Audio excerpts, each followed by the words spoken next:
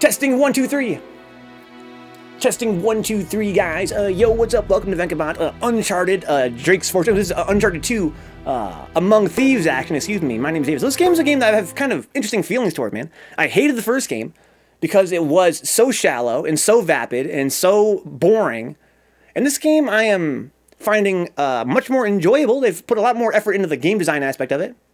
And being my first ever like cover shooter I've enjoyed this much, I'm finding it interesting to think about as a genre. Slice open a few cloves of garlic and rub it around the hood of your car, huh? Or squish some near the engine. Yeah, I will look into that. I really will, because I just need to find something to solve this problem. So let's see here. Chapters, continue, that's good. So last time Elena joined us from the last game, I kind of thought she wouldn't be in this game maybe. They might just leave her out entirely. Just as a way to give her a break. But no, she's here. Now there's like some tension between her and Chloe and her and Nate and all the characters really, which is fair. They're a bunch of bastards. I put one under my head. Oh my god. What? Where did it teleport me to?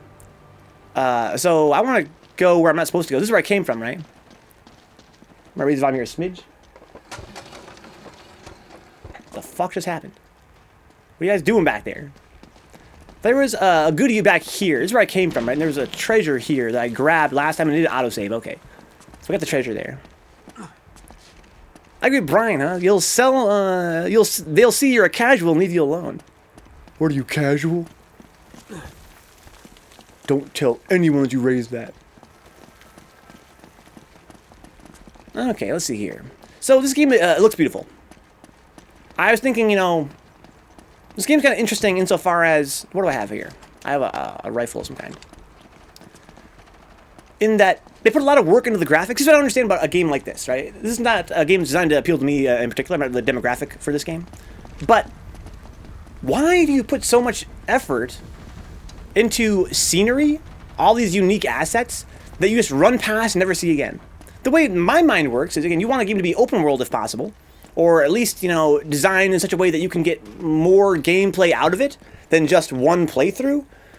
And so you would want to create assets that you can, you know, that are beautiful and that you can kind of piece together into various stages, copy paste, and, you know, make it, you know, like the traditional way of designing a game's environment. This is like the way you do a movie. Like they kind of made a bunch of sets, and you walk through them to look at them, and it kind of creates a good atmosphere, I guess. And then it's just gone. I'm not saying that I'm sure they reuse some assets for sure, but in general, this game seems to be about these spaces that are so beautiful and so lifelike, and then they're just you know, you run past them, and they're gone. And a lot of times, there's not even much to do in them, which is kind of a shame. This is kind of weird to me. It's like a cinematic experience, J-Bomb, yeah, exactly. But again, to me, that doesn't make any sense because I'm not the demographic for this game. The whole idea, the whole premise of a game being cinematic. I appreciate that insofar as like the cutscenes and the story, but in terms of the gameplay, that just blows my mind. How am I supposed to nut with this shit? Says Revenge. I can't get jiggy with this shit. What rings you got, bitch? I think this is what Naughty Dog does. Yeah, I think so too. I find it, to me, it seems like a beautiful waste. A beautiful waste. It reminds me of, you know, like the way we buy cell phones every year and have to throw out the old one. Like, it's just extra. It's just, they put a lot of work into it. It's beautiful. And then it just goes away. It perfectly nailed what it was trying to do. Yeah, I'm questioning what it tried to do. That's exactly what I'm trying to talk about right now, J-Bomb. Is I'm questioning the, you know, the merit of what it's trying to do. 3, 1, 2. Clearly, it's what they wanted to do, and they succeeded. And they succeeded very well, that's my point. They succeeded very well. They put a lot of work into it. A lot of genuine effort went into it. A lot of money went into it. What have they actually accomplished? Great.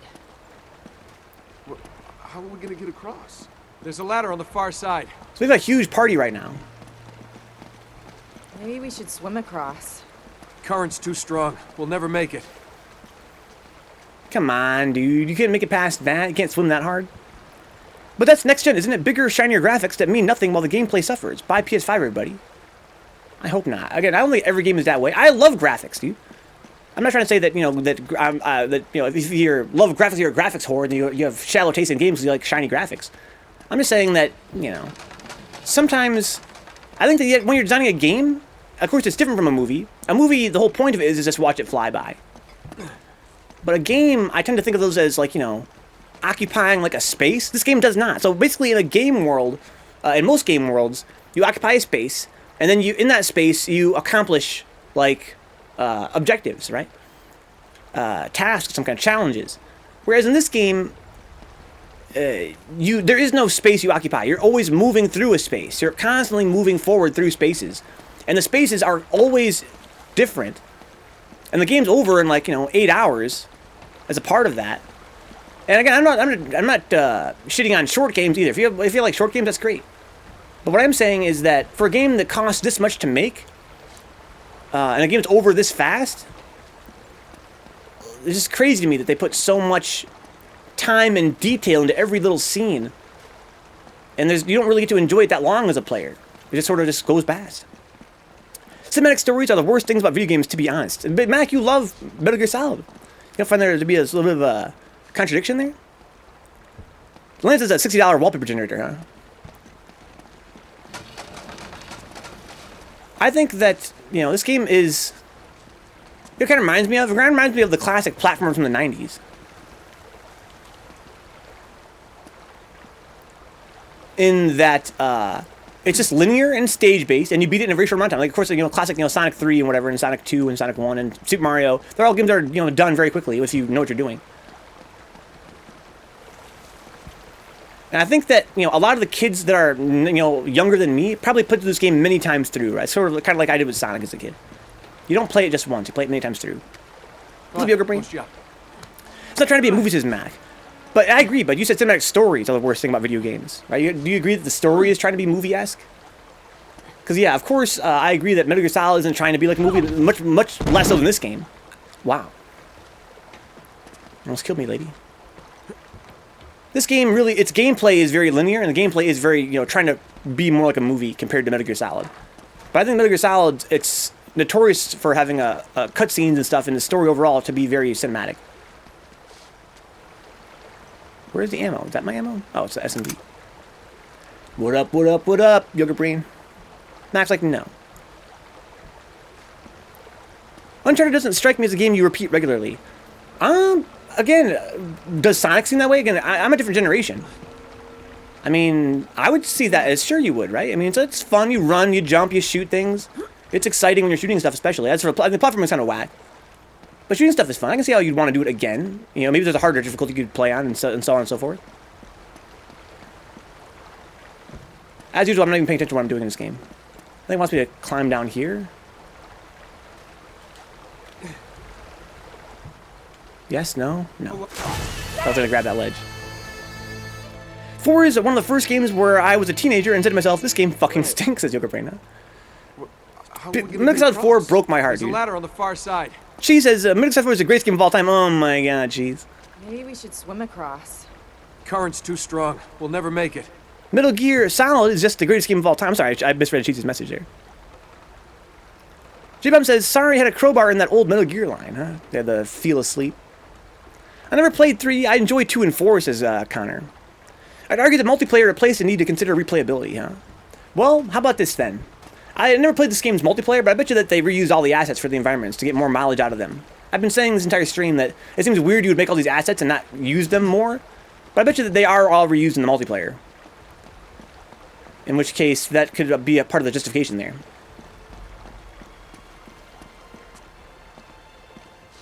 I probably played through Metal Gear Solid 2 and 3 about 10 times each, so 4 was a huge disappointment for me. Alright guys, so some of you guys that know me know that for me, the PS3 launch era, that window there, was hugely depressing. It killed a lot of my love for the video game industry in that time. I came off, you know, hot off the PS1 and PS2, I love those consoles. And PS3, I was pumped as fuck for GTA 4, Metal Gear Solid 4, FF13.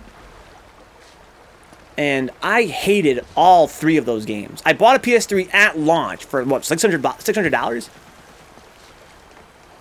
And I hated all of those games. And I love all those franchises. Oh, I died, right? I was like, what? Go on, boost you up. You mean Chloe and Elena's assets? Can you play as them? That'd be sick. Matt got his for $40, huh? message from J-Bomb. He said, on this here. The current is strong, but the gameplay isn't AO. Multiplayer replace replayability is the worst thing in gaming history, says Cheese, huh? I have never... I guess I don't understand that complaint that I hear a lot, just because I never felt as though I am... As someone that loves single-player games, I never felt like I've been short on games to play.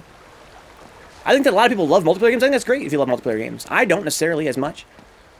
But there seems to be plenty to satisfy any demographic right now. I'm going to climb this. I should be paying attention, right? But I'm not, as you guys know. I'm going to jump down there out of that little island from here. I got a little more height. I climb on this, but I'm going to jump up there. There's some ammo here. Jump up there. Jump over there. Keep mashing jump till you grab something. What do you want from me, game? I'm up here now, but there's nothing going on up here. Seems weird. Can I push this into the water? Want me to push something? I mean, she pushed a big box. What if I were to use it as cover and push it? No. I'm going to shoot something over there maybe and knock it over. We got bombs I could blow up. If there's ammo and bombs, that could mean I must be able to blow something up.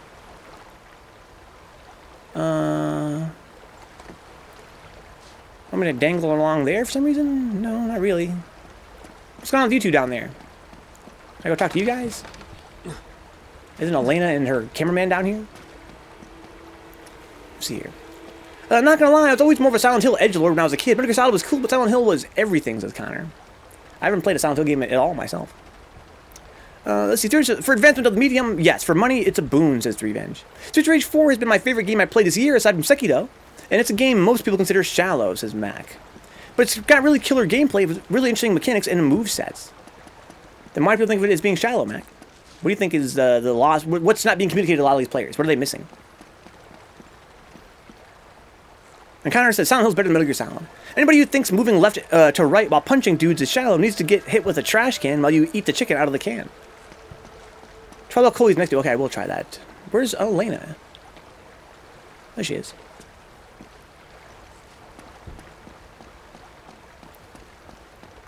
Chloe, are you next to a wall? And if so, can I climb it? Girl.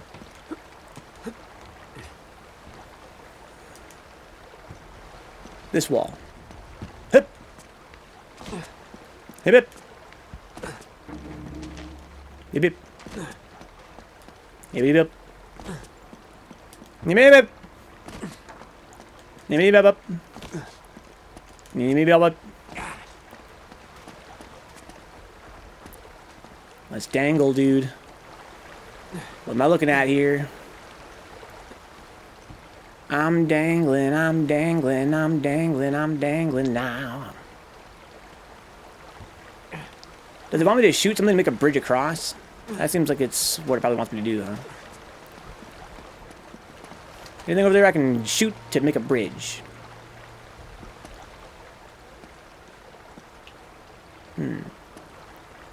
I keep forgetting the highlighted message gets put to all chat.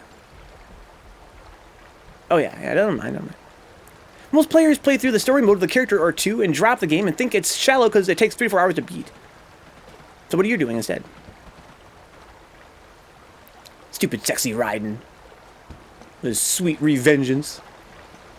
Personally, I don't care to replay games most of the time, but I don't think I'd ever criticize a game calling it shallow if it truly did have replayability.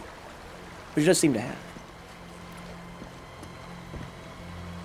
I think that, I personally think that it's the responsibility of the game designers to give the player an experience that's reflective of the product on their first playthrough. Whether or not it has more gameplay to find after that, which is awesome when it does. But I think if you've beaten the game and you want to judge it, at that point you can judge it. Yeah, I think it's kind of unfair for the designer to say, well, you didn't play it on hard mode. Right? You didn't play it on hard mode. The game really opens up, it's on hard mode. Well, then should have made that normal mode. Personally. I also think that, you know, to each their own. There are those that are willing to play through a game 100 times through, and they find the depth, right? But I also think, again, I think it's fair to criticize the game for it being shallow if it's shallow the first playthrough. But if there's more to find on future playthroughs, that's great too. Okay. I can blow things up. I can definitely blow things up. I've got bombs here.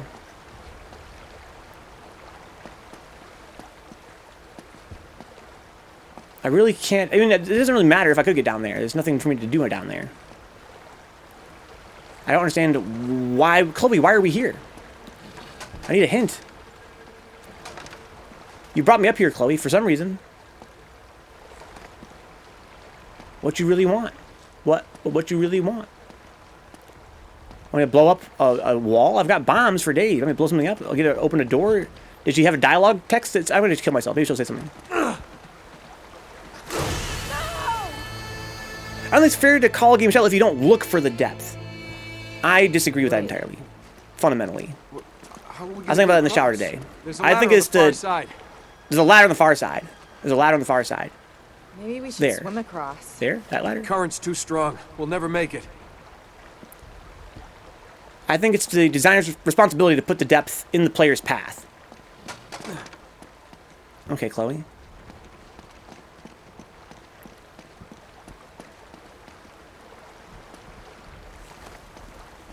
The players shouldn't have to look for anything. They should be presented to them. That's the point of the design. You can find depth in anything if you look hard enough for it. You can find depth in this game if you look hard enough for it. Whether it be through speedrunning it or whatever.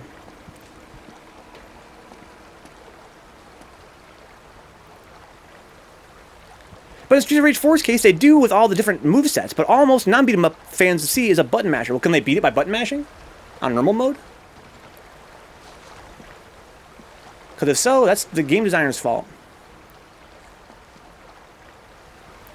It's again, they might add it to the game. That's not the same as putting it in the player's path, right? It's in the game, but it could be outside of the player's path. They had to put it in the player's path. A lot of people are content with button mashing because it works.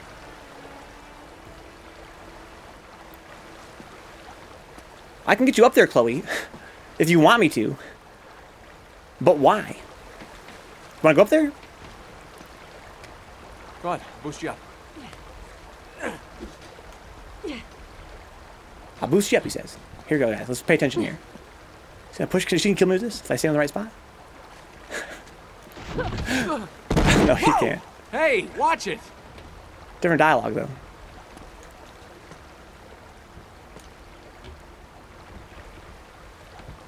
right, Chloe, I'm here. I'm here. Now what?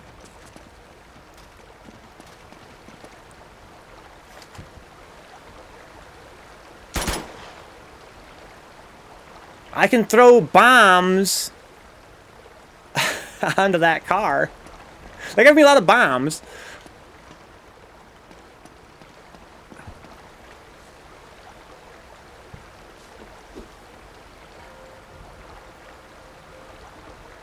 Well, the water's not going that fast. I'm not pushing that thing around. I threw it too hard. I had more fun playing Uncharted doing a punchy run-through. You weren't supposed to. The game didn't tell you to, but I had more fun because I put in the effort. Yeah, but then to say this game is good because I played it a certain way that the design did not intend? To me, that's not fair. It's not a fair judgment. Again, you can have fun with any kind of game. It means it's a very uncritical point of view. Right? It's a very uncritical point of view. You can make anything fun if you try hard enough.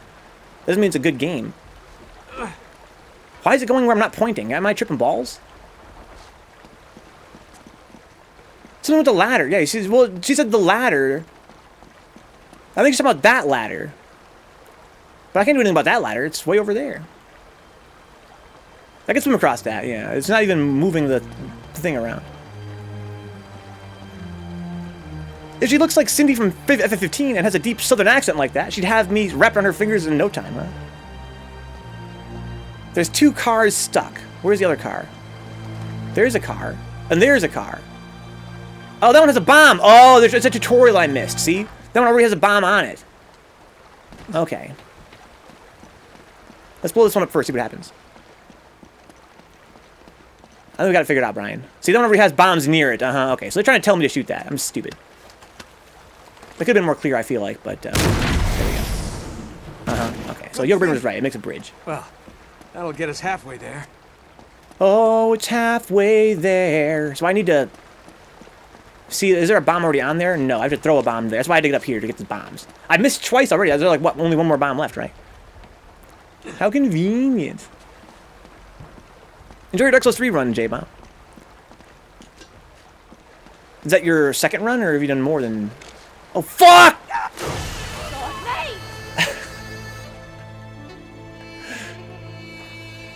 Wait. How are we gonna get across? There's a ladder on the far side. Nice.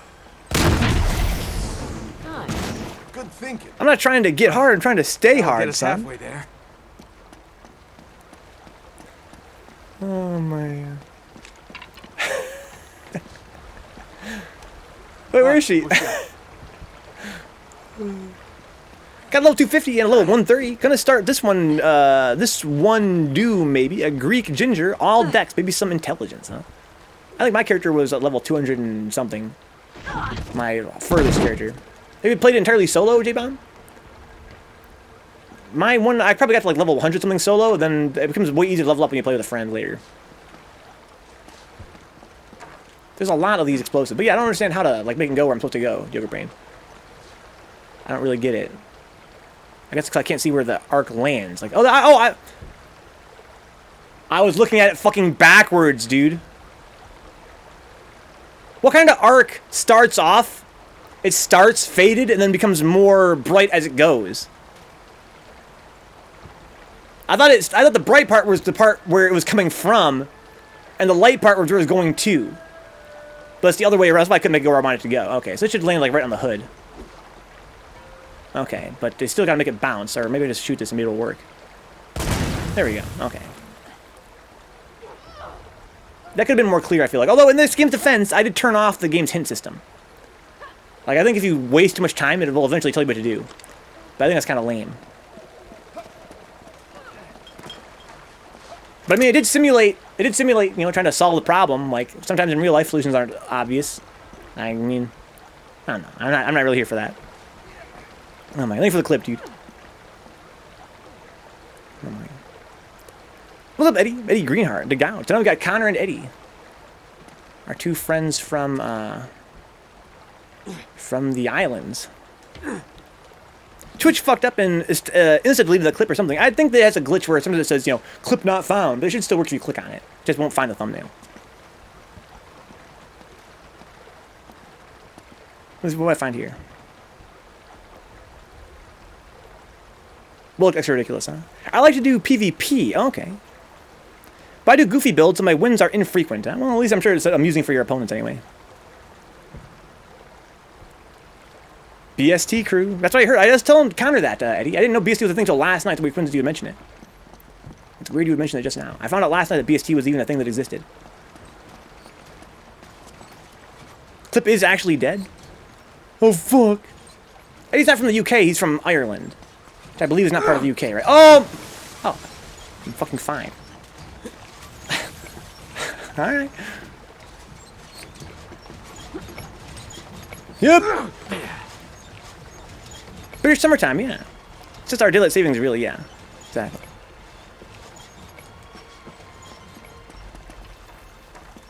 So we need the car then, I guess. Well, I needed to jump up here, I guess. Ireland's not UK, yeah. Oh, Northern Ireland is, yeah, we talked about this before, Eddie, you're right, yeah. I didn't know that until you mentioned it a few streams ago. I thought UK was just Britain and Scotland. Speaking of Scotland, we haven't seen our Scottish friend Good Vibe in a minute. I think he was here last night for a little while, though. Twitch stealing my clip glory. It's really deleted? That's really weird. The more you know. We didn't need it anyways, because there are bars there we could have used to slide along the wall. I was thinking last night, again, this game has me feeling very positive toward it lately.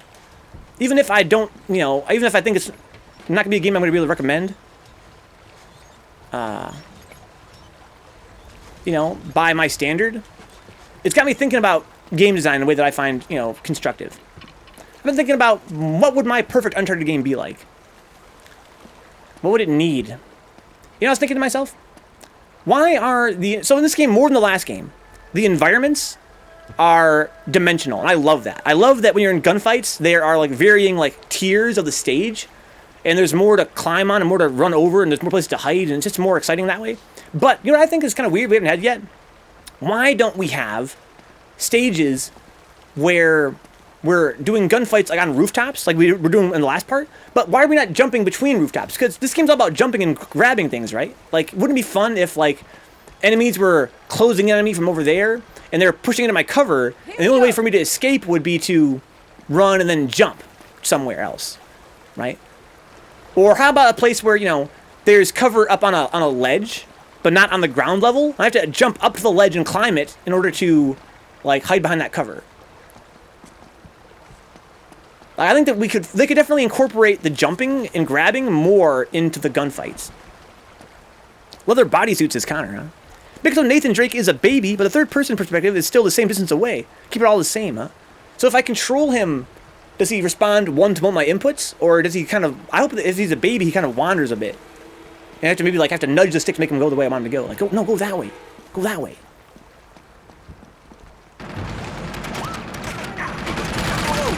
That's unexpected.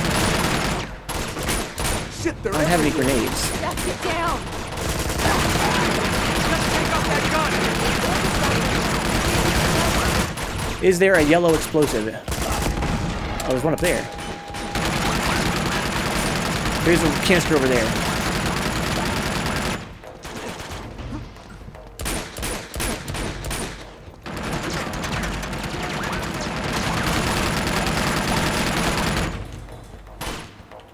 Oh, wrong button.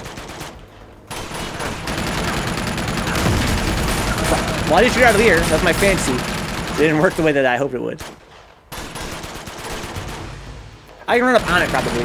It's got a long time to reload.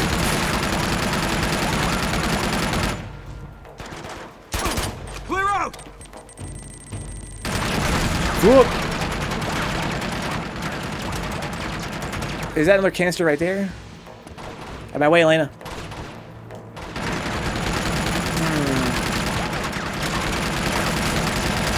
I'm sure there's a lot of guys up there. Wait, it's my fancy. I was talking about that. I'm an idiot. Look. I was literally just talking about that. If I'm going to do this.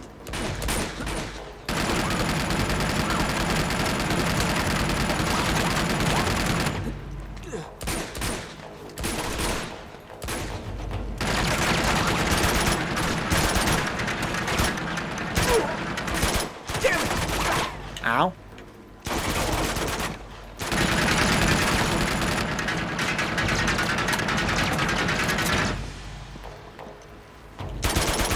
He's dead.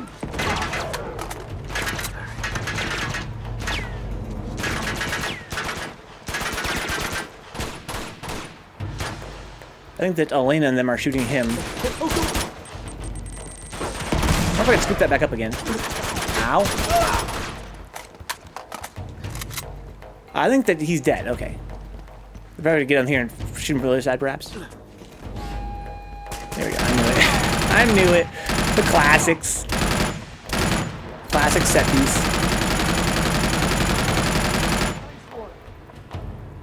Okay, we're all clear. Okay. Nice. Is it always like I'm missing the chat here. We don't need you. We're gonna need J-Bomb here for the bomb. J-Bomb for the bomb squad. Let's see here. A little bit of control. Let me see here. We're talking about the baby here. Would be perfect. Kind of like Gang Beast, where you have to individually control each limb. That'd be godlike, dude. It's a skin for multiplayer, says Connor. I wish he meant the baby form. Oh, Eddie says Fat Drake win. I feel a trend, and it wasn't intended, huh? I feel a trend wasn't intended. Let me see here. Rope? Bombs, says Mac. Grappling hooks. Grappling hooks improve everything, huh? I don't know. All right, here's what I was thinking. I was trying to be, look at this game's design, like, what would be my perfect Uncharted game, right? I think what this game does better than most games, or maybe even any game that I've played, is the parkour aspect, right? And that's not saying a lot. I haven't played a lot of games that have parkour at all, really. I've heard that Dying Light's got the best parkour out there. This game probably pales in comparison to that. But all this game's platforming is not that deep. I do think that it, more than the last game especially, adequately captures the experience of, like, seeing a place you want to climb and climbing to it. And I wish that it was more like, I wish it was more creative for the player. I wish that there was more places I could climb to find, I don't know, treasure or again, cover or something like that. Right? I wish that I could climb to more places and utilize it more. That being said, I think what makes it what's unique to this game is that it does feel like I'm limited. I feel more human. Not that I'm actually human. Of course, I have superhuman climbing abilities. We established that earlier. But it's not like Batman where I have a grappling hook, pew, and just go anywhere I want. It's kind of like slow, or even like Assassin's Creed, where you just kind of hold a parkour button and you just go up any wall you want, just straight up any wall. I kind of like the idea of, trying to get to the top of something, I have to actually look for a handhold and trying to find, oh, there's a handhold right there. I can climb up here, okay. Right. I wish there were more handholds, and I wish that they were more obvious which ones were and which ones weren't. That being said, I think that what I would want for an Uncharted game is not to give him a grappling hook, but rather to just have him have more places to climb. Got superhuman Spidey monkey jump, yeah, the Spider monkey jump. Yeah, the thing about both Shadow of the Colossus and Breath of the Wild is that the climbing is, of course, these climbs like Spider-Man, right? In both games, there is no like handhold system per se. I think Shadow has a kind of like that. I think there are parts you can like rest in Shadow. There's certain spots you can kind of grab onto and rest on, which is kind of nice. I think there's kind of cool on Shadow. You had like a limited stamina gauge.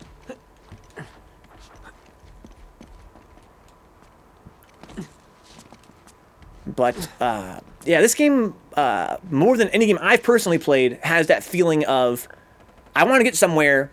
There's a handhold. I can get to where I want to go. And that's, I know it sounds silly. There's so many games that have that kind of mechanic, but they're usually pretty shallow. This game is not really an exception in that respect. But I find this game to be the most exciting in that respect, which is, again, not high praise. But I do think they could expand it and make something really cool. Assassin's Creed actually does have a grappling hook at some points, says Mac. For me, it just felt right, and it's incentivized me to do the shrine so I can increase my stamina and access more things.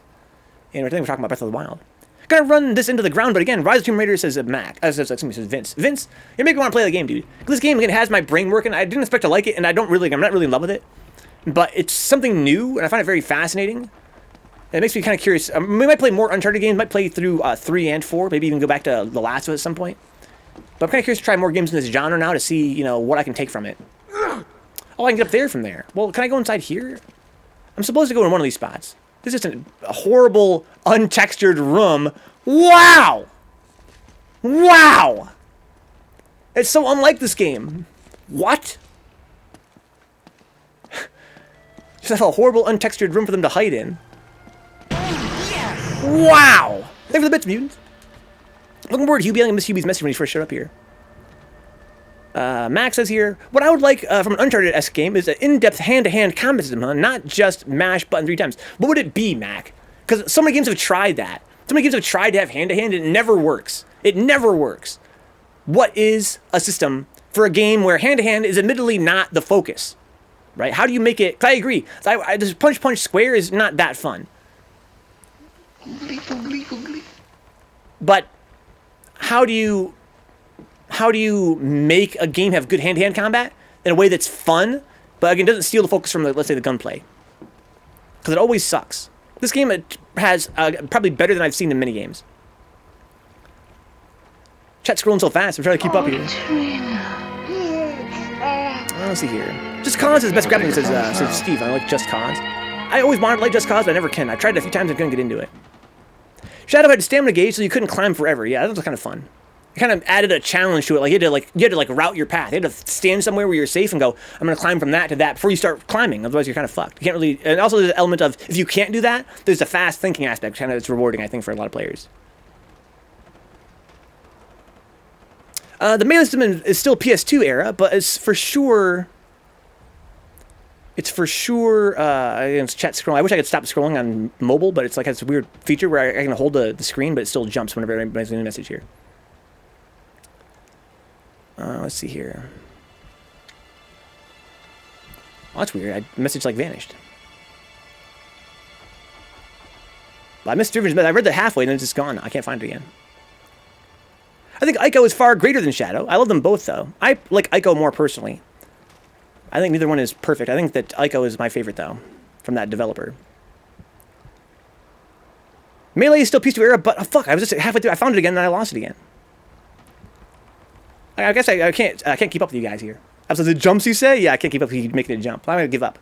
Tomb Raider came out in 2016 when we apparently forgot how to just put a goddamn number on the end of the names. People would know which game we're talking about, huh? Yeah. I think that they don't want to scare off new players. Well, I thought that was up there for sure. So they just get rid of the numbers so that people think it's a good jumping on point. And in all fairness, it usually is. Oh, that's weird. So I guess I can't grab that. So it and the sequel, Rise, are similar. Rise just basically improves a little bit on everything from 2016, huh? That's why I didn't realize we were talking about different games at first, huh? Gotta look at it as a destruction playground with a story quest line hidden away. Yeah, but is a destruction like that much fun? I've wanted to get into it, but I find it to be sort of brain dead. I wish the environment was more interesting. Like, I feel like compared to most open world crime games, the environment in Just Cause is so uninteresting. There's not like really cool cities to explore or anything fun like that. It's just a big empty place full of buildings to destroy. Anything up there? Come on, this way. Give the subtitle at least, Vince, huh? Yeah. I can see the idea behind it of just call it Tomb Raiders. People think it's the first game, or it's like the establishing game of the franchise. If you're new to the franchise, if this is your jumping on point, it's a start over. We're starting over, right? It's kind of what they're trying to convey. We're starting over. But you're right. It makes it very hard to tell what game you're talking about, which is really annoying. Ico's such a cool tech demo, says Yokebrain. I mean, game. It's one of those games where I feel like it had good platforming. And it had a cool atmosphere and story and such, and on and on and on. I'll just say atmosphere. I'm not afraid to say call it a story, I guess. But I love the platforming especially. I wish that Shadow of the Colossus had something like it. I'm gonna go back. I'm not even looking that hard for treasure. Rest in peace. I like the world and art design. I like the dungeon design. I like the puzzles. I felt like Zelda with jumping and climbing.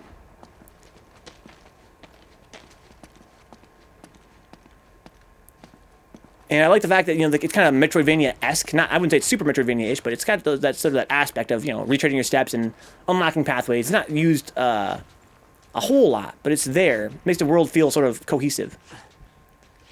I was disappointed with Shadow because it didn't have any of that. I wanted something like that. I wanted more. They're like, Shadow's got boss fights. Like, oh, sick. Because Ico had no fights at all, really. He had a bunch of like black blobby guys like, I'm a blob, and you smack him up with a stick. That was the game's combat. It was very simple and shallow. There's an element of strategy to it, but pretty shallow. So to hear they had bosses now, I was like, oh, sick. We're getting some actual like combat and bosses. It's gonna be godlike. Then they took away the goddamn dungeon crawling, which is the whole point of Ico. And of course, they don't got to be exactly. It's not their responsibility to be similar. But I do feel like it's very ironic that Ico lacked combat and Shadow lacked dungeons. Ico had great dungeons and Shadow had great combat. But there was never a game that combined the two. Fumito Ueda, I think it's his name, yeah. Soundtrack is god tier, says Connor and Ico. I think I'm going to replay it. I'm going to download the ISO right now, so I can go, Yokebrain. Calling it Tomb Raider makes sense if you're wanting to tell people it's okay to get started in a franchise at this point. Yeah, well, again, I think you can't argue it doesn't make sense. You can see why they did it, for sure. It's just that it's goddamn obnoxious. It's super obnoxious. But that's just the world we live in, dude. This is the world that we live in. I see myself get tired. So there's a lot of reused ideas that we saw in The Last of Us. That's fair, of course. Same developer. This is what they have experience doing. As someone that played The Last of Us first, I can't help but notice some similarities here. Can't have it all, God forbid. Shadow of the Colossus on PS2 was a great utilization of the PS2 hardware, considering the scale and art direction. Yeah, again, a good tech demo, like Yokebrain said. But I'm not trying to take away anything from that game. It's a good game for what it is. But I was disappointed with it as someone that played Ico first and loved Ico. I was really disappointed by that game. That's going to always have that stigma to me. When I hear guys in my chat, like, worshiping Shadow, again, it's a great game. I love it a lot. I played it probably like 3 times through for all the little hidden unlockables and stuff. But that game just missed something for me, dude. It just missed something. It was missing exploration. You guys know I love exploration.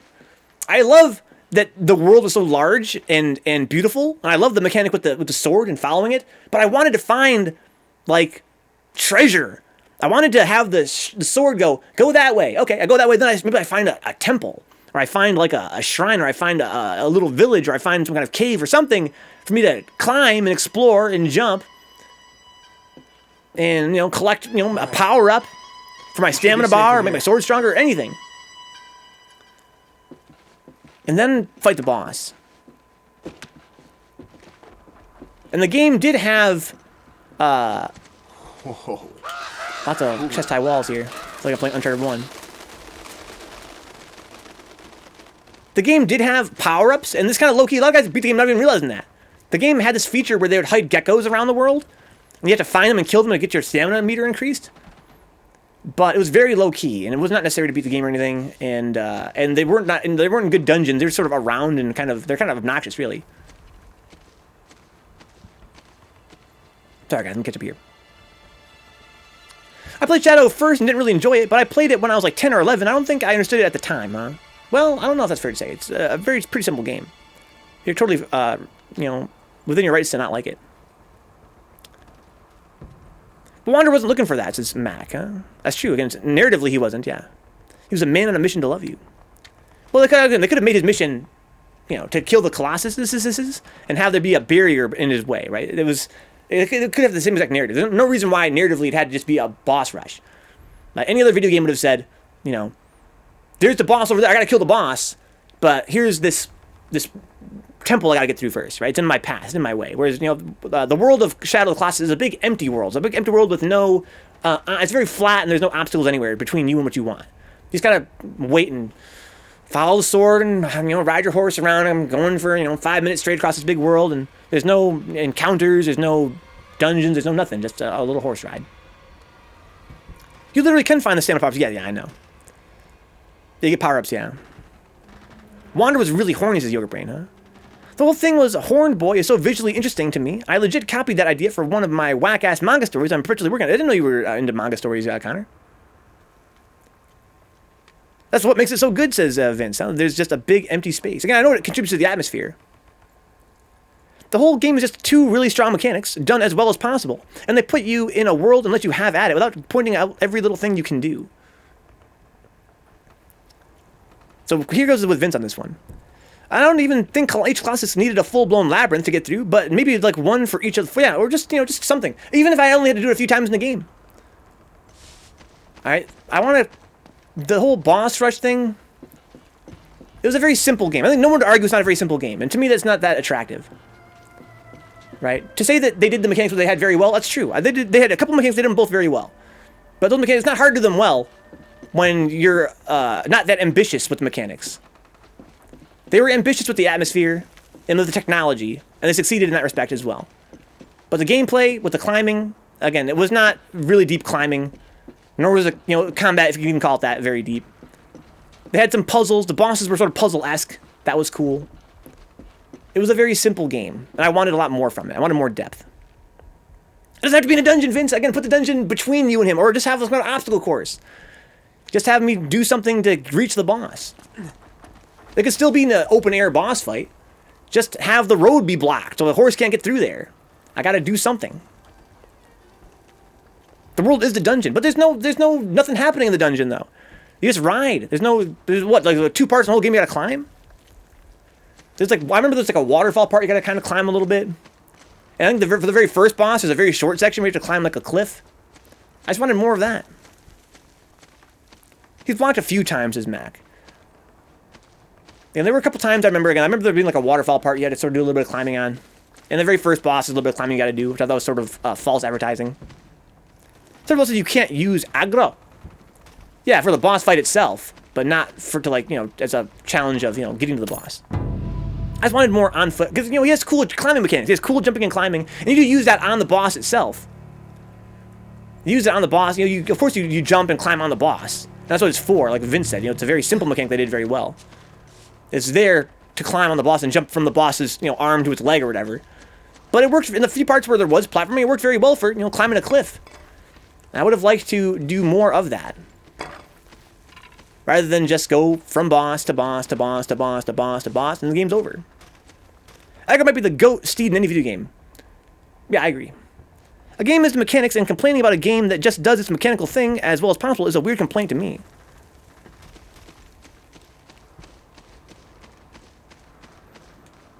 yeah, I guess again, there are a lot of games out there that are, that succeed well at what they do, but what they do does not appeal to me. You know what I mean?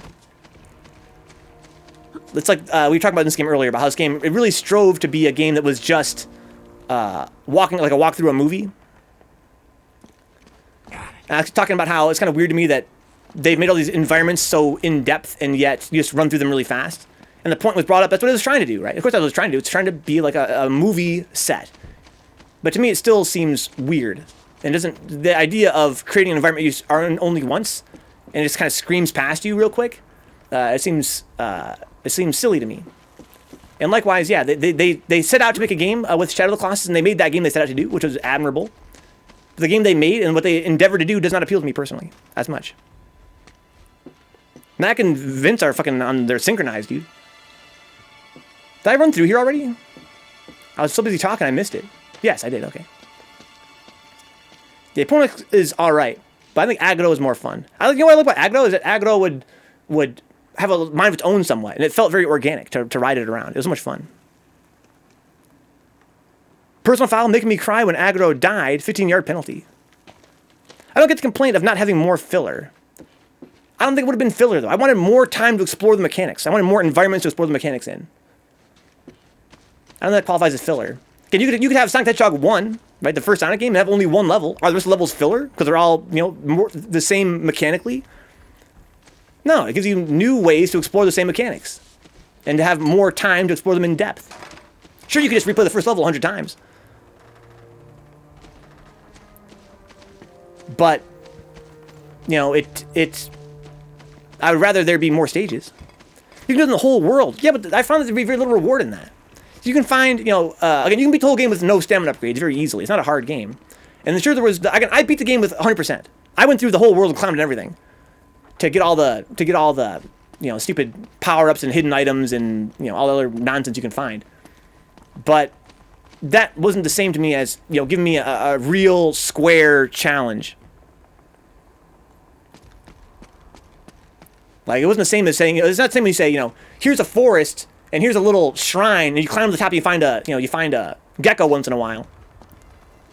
Or, really that's all there wasn't really any, like, I don't remember there being any actual, maybe there'd been one or two parts where you could actually climb like a mountain or whatever and find a hidden item. But I just wanted, again, an actual place to, where I was challenged to do the platforming and stuff. We'll just be just chatting, Brian, you know it. So Claire just noticed the design on our shirt on the game screen. That shit's pimp. Yeah, this is on Melancholy Hill. This is a bootleg ass on Melancholy Hill shirt that my brother's wife had made for me. I love that song. I love this single. Love this artwork. Welcome aboard, Claire. I found scaling giants, figuring out how to beat them was quite rewarding. Oh shit. How about that, huh? You brought us right to the doorstep. So I'm guessing it's not a coincidence that we ended up here? No, not exactly. God, you're an ass. Okay, just what is it you're after anyway? See that symbol up there? It's called the Chintamani Stone. Nate? It's a massive rock Shut up, sapphire. Nate. It's worth millions. So let me get this straight.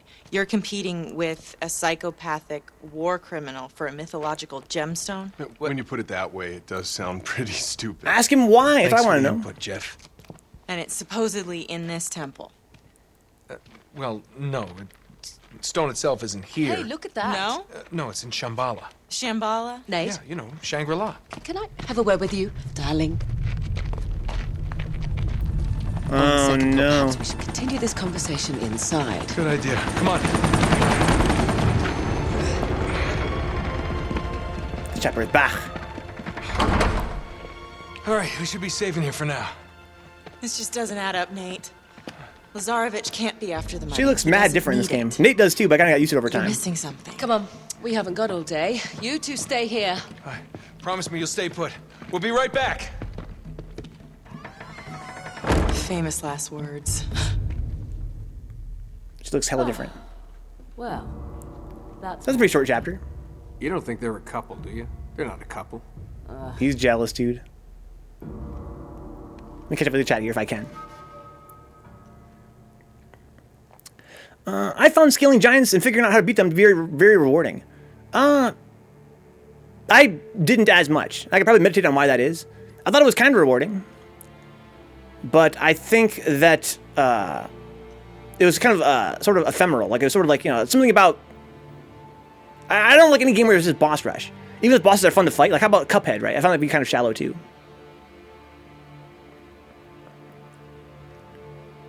Seems to just be the direction we've went in lately for the channel. Yeah, for sure, just chatting. Well, it's just fun to chat and stuff. Yeah, the shirt is actually green screen green, yeah. If you've ever seen the artwork for On Melancholy Hill, you'll know. Just Google it. On Melancholy Hill, and then look at Google Images. This is from the single, the CD.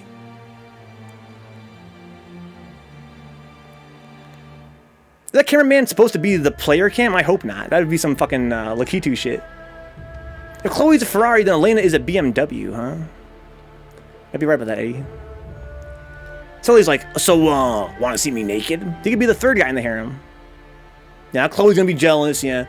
This whole love triangle thing is not really necessary. I really don't appreciate Chloe as like a love interest. I'm not sure if I'm supposed to. Maybe I am. She's more like, you know, she's the bad girl. He's attracted to her sexually, but there's no, like, romance there at all. And, of course, in Chloe's defense, in the first game, I didn't really find Elena that interesting either. Like, the whole Elena romance didn't really work for me either. For a different reason. For the opposite reason, right? There was, like, no sexual tension at all. And they were just sort of, like, they were really cute, and I was supposed to be, like, the romance angle and how cute they were. To do a casual Friday just chatting stream. I just sit here, what would I do? I've considered doing, like, just chatting as a category, then playing a game anyway. And being like, oh, the game is just, you know, in the background while we chat. Because that's what we do anyway, right? That's what we do here. Might be more accurate than just put it under the Uncharted 2 category. Don't want to piss anybody off, though. This isn't just chatting. He's not just chatting. But I find the game useful to kind of fill the void sometimes. Here's another one of these rooms that's just not doing anything. Your brain has challenged me to challenge to play. We'll go under further review, huh? So now Claire knows what I'm talking about. Yeah, it's like a green design. Pretty cool design though. I don't think anybody would come into your stream and bitch like, not just chatting. Yeah, I think anybody would, and I'm pretty sure nobody cares about the categories anyway, to be honest.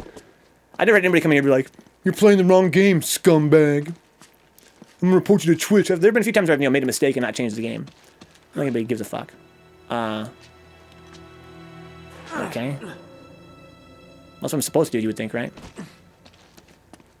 How dare you do something besides just moving your mouth? I've absolutely told you were playing the wrong game, says Vince, huh? Yeah, I've had people tell me that before. They told me I was playing the wrong game, but they never actually like bitched about it. They were like offended by it. After the review, the ruling on the field is overturned. Unnecessary horniness, 15-yard penalty, huh? Bro, your opinion is so wrong, dude. Get a load of him. A load of who? This is definitely the right temple. Oh, this guy? Well, that looks like the Chintamani stone, all right. What, that thing? You're looking the wrong way, girl. There must be a hidden entrance here somewhere. Hidden entrance. You want me to climb up there? I've seen this guy before. Open Drake's journal? Sure. You guys love the pad button in the middle? I sure as fuck don't. Fuck this pad. Armor arrangements. This is like an Uncharted 1 puzzle. This is the first one in this game so far. Dagger. Okay. Okay. Cool. Let's look around a little bit first. Max says, I hate this fucking touchpad, man. Wait a minute, that card. There was that one time where you still had Batman as a category because Twitch error. And the guy came in and he was like, hey, can you load up Batman real quick? I want to show something cool. Yeah. It's like a lot. I think those are young kids, right? I was watching Caesar's stream. Yeah, not Caesar, Nero's stream the other night. He's playing some Third Strike. Some guy came by and was like, yo, can you boot up King of Fighters and fight me? And Nero was like, yeah. I have to be on Steam, though. I don't have it set up on Fightcade yet. And he's like, okay, that's cool. So Nero gets the game started. And he's like, okay, you just add me on Steam. And the guy's like, has to be on Fightcade, bro. I don't have Steam. And he's like, I just told you all I had was Steam. It wouldn't be on Fightcade. He's like, I haven't figured that out yet. I haven't figured out where the ROMs go. I don't know where the ROMs go yet. He's like, it's not that hard, bro. So you can figure it out real quick. It's like, motherfucker, you're a total stranger coming to my stream chat, demanding I play your game. It's like, shut the fuck up. But, that's what people are sometimes. More little shit, you know. Ah, well. And I think that there's it's a social thing. It's a social thing. What's up, Architect? The huge expectations. It's a social thing. I think that streaming is still such a new sort of space. There's some misunderstanding, I think, the streamer-viewer relationship sometimes. You guys may have noticed it when someone says on my stream, Looks like the locals hey are man, can you still do blank, using blank, blank? I'd be like, no. Maybe after the stream's over, but no. Even if it's something very small, because I don't want to set a precedent. Walkways up there. Sometimes people are like, oh, dude, just watch the YouTube video real quick. Check out this YouTube clip real quick. I'm like, no. I'm kind of busy right now. I'm doing a thing, if you couldn't tell. But I always do after the stream, though. I want to see that guy on Bruised Day actually play, huh? Yeah, what was his name? Gorilla Pimp, right? I think he's just joking. Alex isn't that good, though. So I can climb up here. Is there a reason to? Is there a treasure? Second, or is this where I'm supposed to go?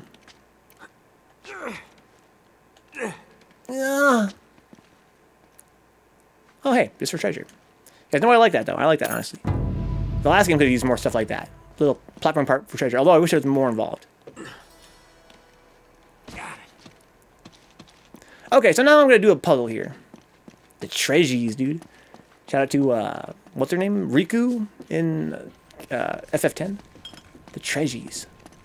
Alright, so I'm going to turn his arms, but how? How do I trigger his arms? Or, you know, make him move or something. Gorilla Pimp definitely does not have a GF, says Brian. Almost certainly not. But who does? Who does among us? Raise your hand. So Eddie loves that game, huh? My brother, I think it's his favorite one. Can I turn these or can I smooch these? They look kind of smoochable. I can't believe you just got in. Come on in, the water's fine. Why wouldn't No I get way, in? You just want to see my t-shirt wet.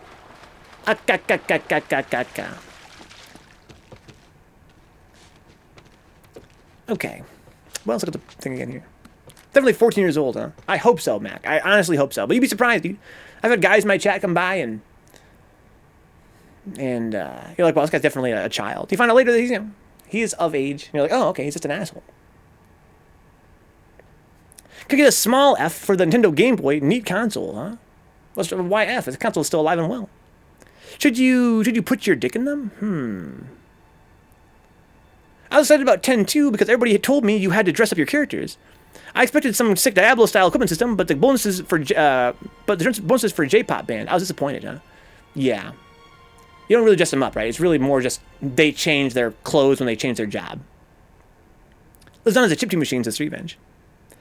They quit supporting 3DS and the Switch. They're not gonna release another one, huh? You're probably right, J-Bomb. Honestly, you're right. So let's put that. Let's get an F for that. How about that? I think that J-Bomb makes an interesting point that, you know, the Game Boy evolved to the Game Boy Advance, to the Game Boy Color, Game Boy Advance. We got the DS. We got the 3DS. Now you have the Switch, and that might be the end. Come on, a Final Fantasy Idol Simulator, huh? Yeah. You ever heard of a game called Evergrace? Should we play Evergrace on stream? I got one classic gray brick and a heavily modified Game Boy for chip tuning with a stereo jack. Oh, that sounds godlike to me. I always wanted one of those. Like a modded Game Boy. I'm in the wrong spot. Let's change the page here. No, that's the other way. Okay. Clue. Arm arrangement. Okay. Central orb. A clear representation of the Sintamani stone. Dagger. Something. Faces. Trident. Destroys obstacles. Hostile. Something. To compassion. All right, well, the shape that he has it in is not the shape I have it in.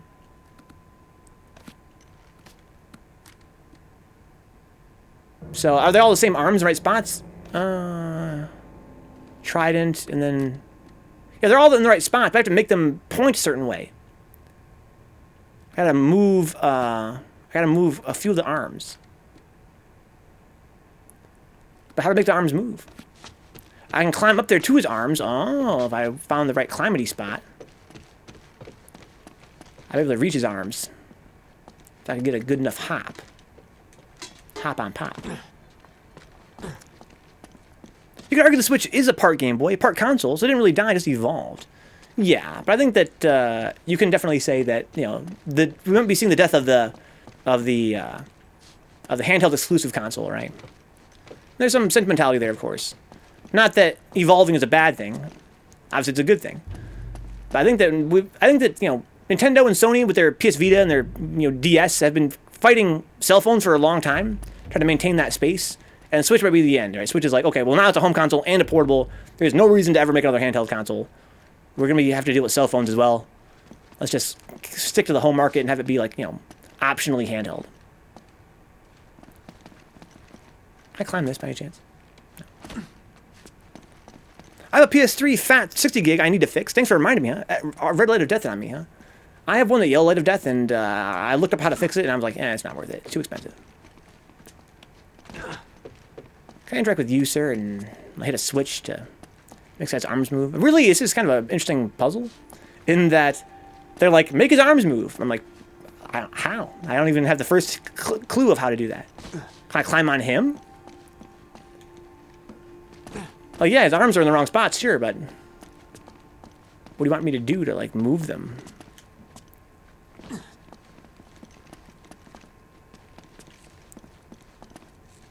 gonna shoot his arms? There's bombs.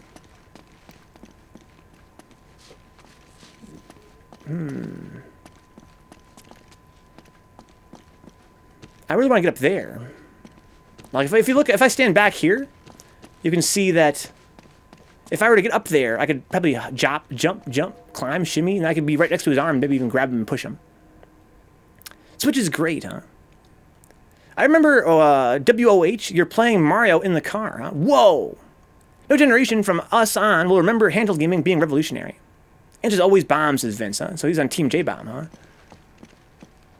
Fucking Vince is mad synchronized now. He's synchronized with Mac, with J-Bomb. He's mad empathetic, dude. He's empathetic. The dagger has to be moved in. Yeah, the dagger has to be moved in, and that arm must be moved down. But how do you move them?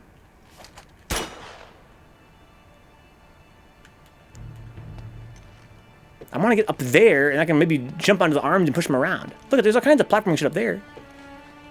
But how do I get up there?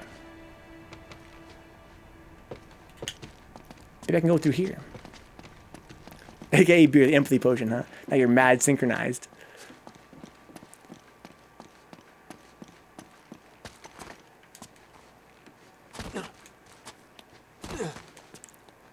Ugh. Oh. There's no way through here is where I got the treasure from. I really want to just be up there. Mario Bros. Wristwatch, huh? That's old school. I really can't just get through this door and be over there? The tag electronics. What if I gotta kill myself there? I used to play it during recess all the time, huh? I had the Tiger Electronics Skyrim. Damn you, Todd Howard.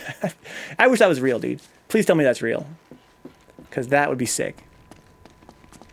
All I gotta do, I'm pretty sure I understand this puzzle insofar as, look, there's even cranks. There's cranks up there, dude.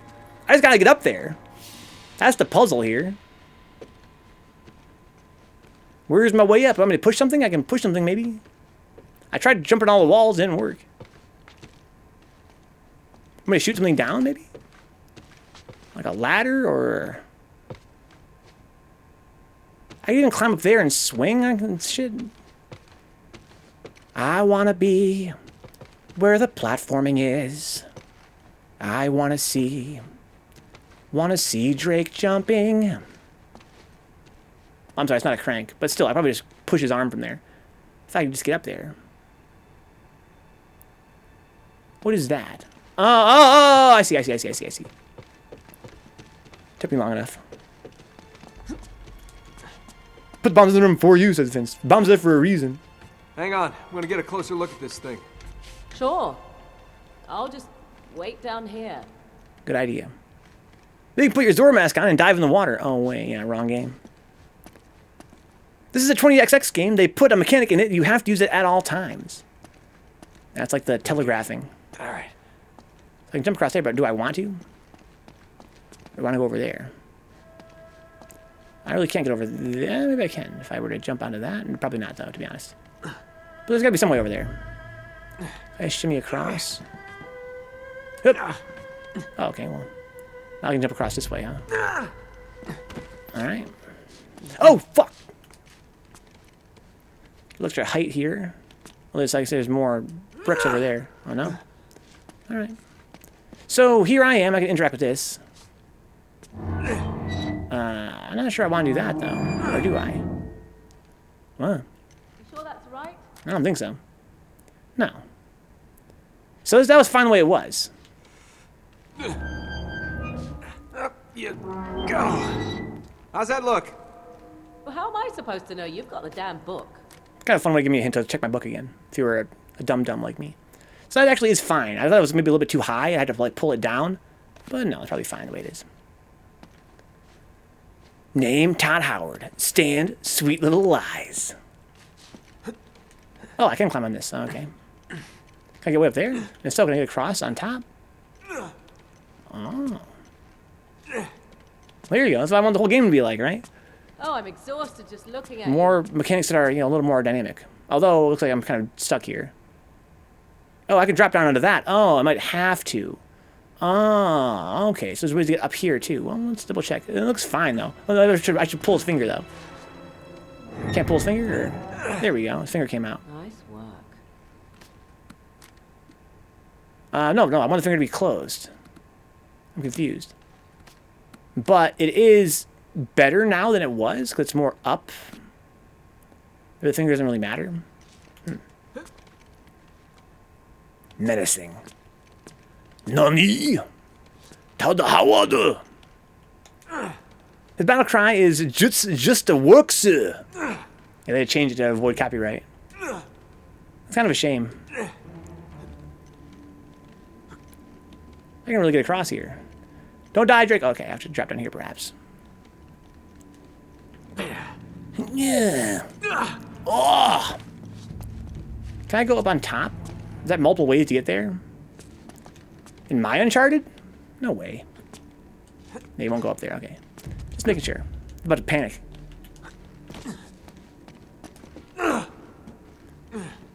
Yeah. Okay. There we go. Nice one. Thank you. Yeah, I hit X a few times. It was great. Very demanding. I can climb up here, but there's really no reason to, right? I mean, I could get a... I'm not sure this is really a better jump. Kind of great this game, Uncharted, doesn't give you a map. It's more clever than I expect, huh? Whee!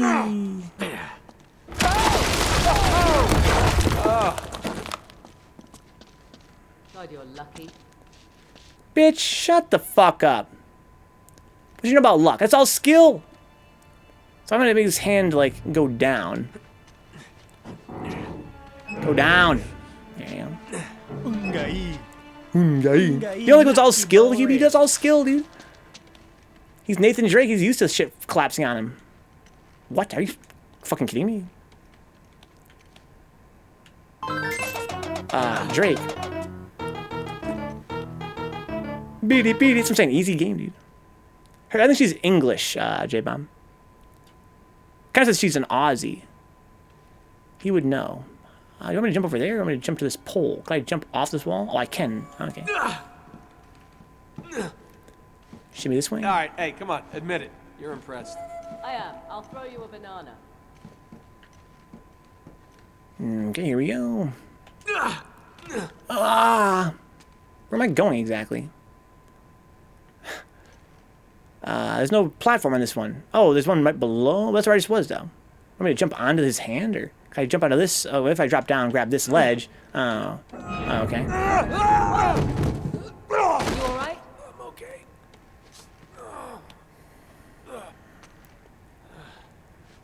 So this should open up now, right? Her VA is Australian. Okay. Supposed to be Australian/Indian, but her VA is Australian. Wait a minute. What is it? Chloe, this isn't just a dagger. It's a key. Well, let's find out what it opens. I'm gonna climb in there. I can do that if you want. It does. She's not even doing a voice, just how Claudia Black talks as Vince. Claudia Black. Pretty creepy, but say So you got stabbed with the dagger. It's kind of fun. Those are the fucking Ghostbusters, dude. What's up, N Cruz? Climb all up in there, baby. How's your stream? Just how you're playing Persona 5. Are you loving it? there. Or are you hating it? Do anything? We have monsters in this game. Last time we had zombies in the very end. And Maybe they'll get them out of the way earlier in I this game. found the door it opened. Yeah, J-Bomb, I heard she was very popular, but I'd never heard her before. Technically, I Maybe. did it. Be right there. I felt like it sounded familiar. The Vince was like, yeah, she's in this, and this. I was like, I've never seen any of those things before. I realized I have no culture. He's like, you ever seen Farscape? You ever seen Stargate? And I was like, no. You ever played Destiny 2, Vencabot? And I was like, no.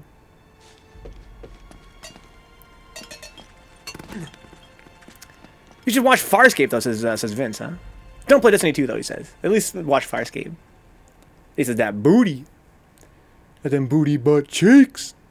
If you ever need someone to distinguish the difference between Aussie and UK accents, I can totally help. I used to be in a garage punk rock band with a bunch of Australians. Really, Connor? That's godlike.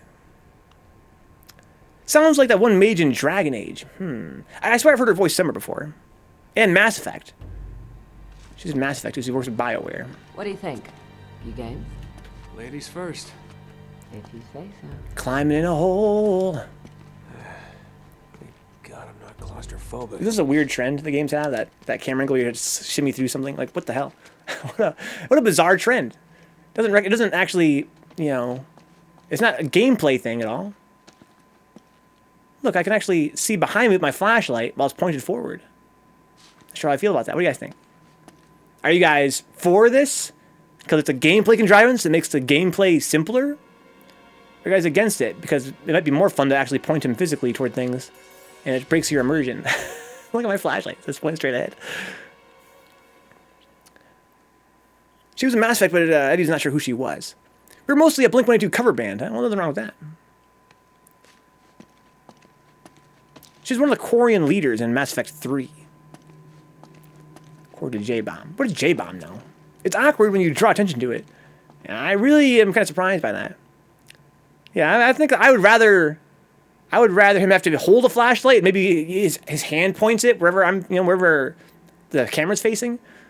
To have it on his hip, but have it not always light what's ahead of me, it seems weird. Because I know Mass Effect, huh? I missed N. Cruz's message, huh? So he's 130 hours into Persona 5. So he's pretty much in love with it.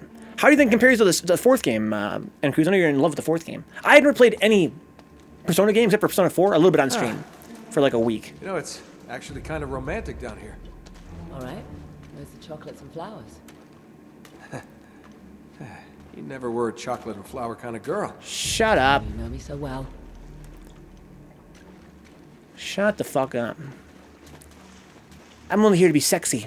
Period. And to betray you once or twice.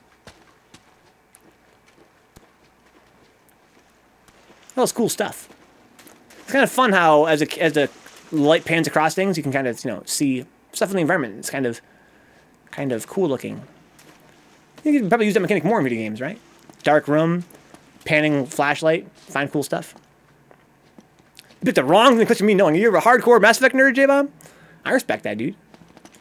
I never played Mass Effect. I want to play it with Vince one time in the near future, hopefully one day. So me and Vince can talk about it. Although, and then you can be a part of the channel too, of course, at that point, J-Bomb. This is before you join the channel, J-Bomb. Me and Vince are talking about this, me and Garbage Uncle style. I don't think that really appealed to me that much, so it's kind of a big investment for something that wouldn't really appeal to me. She's hot, though, says Eddie. 4 is my least favorite Persona. Whoa! Whoa! Nathan! You're gonna have to fucking justify that, dude. I have not played Persona, but I know enough about it from my friends to know that 4 is considered to be like, fucking godlike. It's your least favorite. I know Connor loves Persona. I think Connor likes the old school ones, too. I don't bring it up because I'm far too biased. That's a fact. Vince says Mass Effect is so good. You're not going to get us trapped in It would be a small big glass investment if you're not station into that underground, into it. Are you? Probably. I could be into it. I never played a BioWare game before. I played Dragon Age Origins with my brother. He was playing it, and I was, spectating it, and we were playing it more or less together. We were, sharing thoughts on tactics and ideas for dialogue trees and whatever. And that game seemed pretty ass. Insofar as, being kind of corny. Really corny. And pretty up its own ass. I sort of have lost I kind of lost faith in BioWare as a developer the more I hear about them. It is many hours. Which is Venka needs to do everything. That's many, many hours of everything. Silly weebs late to the game lying to you, says N. Cruz, huh? They're playing Persona 4 as their first Persona game, and A little bit of a drop. they're in love with it. All right, I'm coming. Innocent sin and eternal punishment legally, says Connor. Star Wars Knights of the Old Republic is pretty good, says Little Eddie. drop. Yeah. How maybe good I is it? Underestimated. Brian likes KOTOR as well. I think my brother loved KOTOR, and he loved... there was one other Bioware game that he loved, and then he played...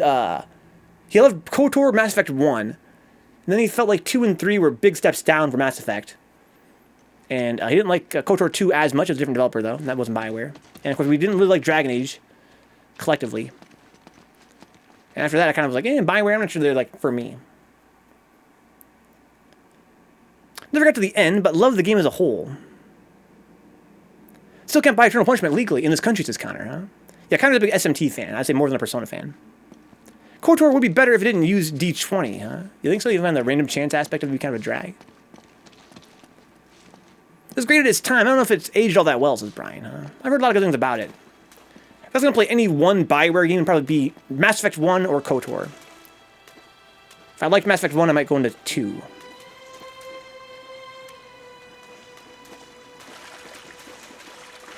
This is pretty atmospheric. Is it gameplay, though? Maybe not. Random chance is fine, but the proficiency system is just not fun for a computer game, IMO. Why is the Persona game illegal in the UK, says Eddie? I don't know either. What do you make of this? Looks like some kind of tree. And what's that got to do with the Chintamani stone? You got me. The Tree of Life.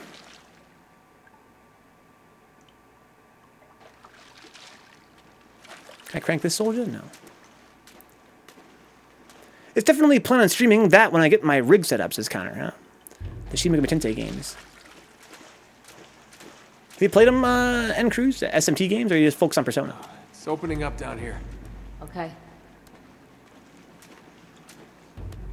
You climb up there. Anything cool? I should be watching the skies, dude. The truth is out there. The truth is out there, guys. 11-11. Watch the skies. I hate that mechanic in this game. It's a little thing. It's one of those things that actually seems good on paper, but in gameplay actually doesn't work that well.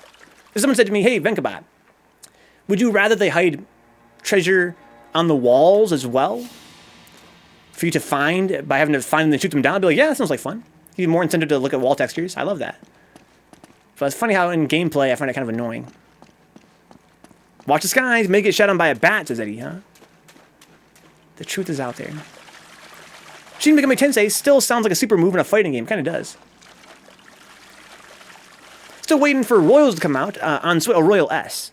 I want to talk about it. Gah. Gah. The poop is up there. Bat poop. Oh. Okay, it's not that simple, huh? Well, what you really want me to climb on these guys with no heads? Yeah. Dude, just climb it. What are you doing? You already beat me to it.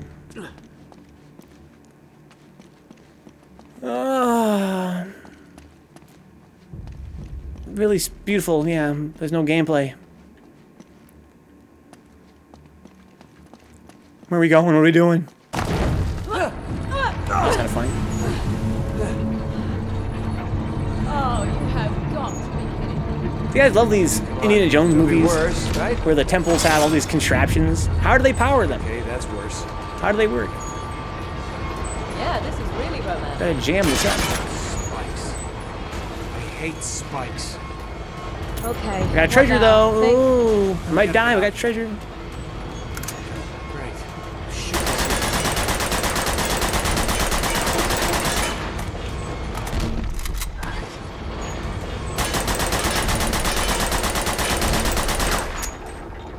Oh god, do something. Too slow. That was kind of lame. Oh, brilliant. What's that noise? Something spinning. Let's get the hell out of here. Okay. Sorry, my Now the light crunch was still sound, yeah. flashing before me. Counterweights and magic, says Eddie, huh? My first Persona game was 3. Never played Innocent Sin and only SMT2, says NQ. I think it's my friend's favorite. I think Connor's favorite game is SMT2, right? Step on a rake, it blats you in the face. You don't search for a nuclear reactor, says J-Bomb. I missed something here. Royals has so many quality of life improvements, huh? Royal S, I think. Is that what it's called? Or is it called Royals? Maybe I'm mistaken. Can't wait to play the Nier Replicant. Huh? Is there a new Nier game coming out? As far as US was concerned, Persona 3 might as well be where it started, huh? Yeah, for the most part. Oh, there's a machine gun here, but I got this AK got more ammo. Okay, so I can get through here now. I got some treasure as well while the whole ceiling was collapsing. It's not new exactly. It's a remaster of one of the versions of Nier.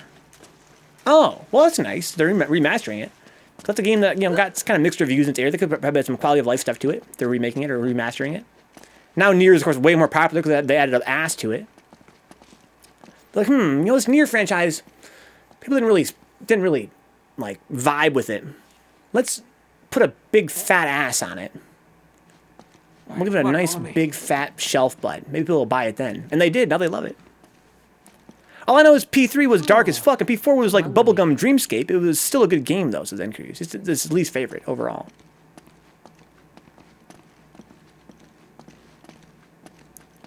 Let's take this franchise that wasn't really doing anything and put an ass on it.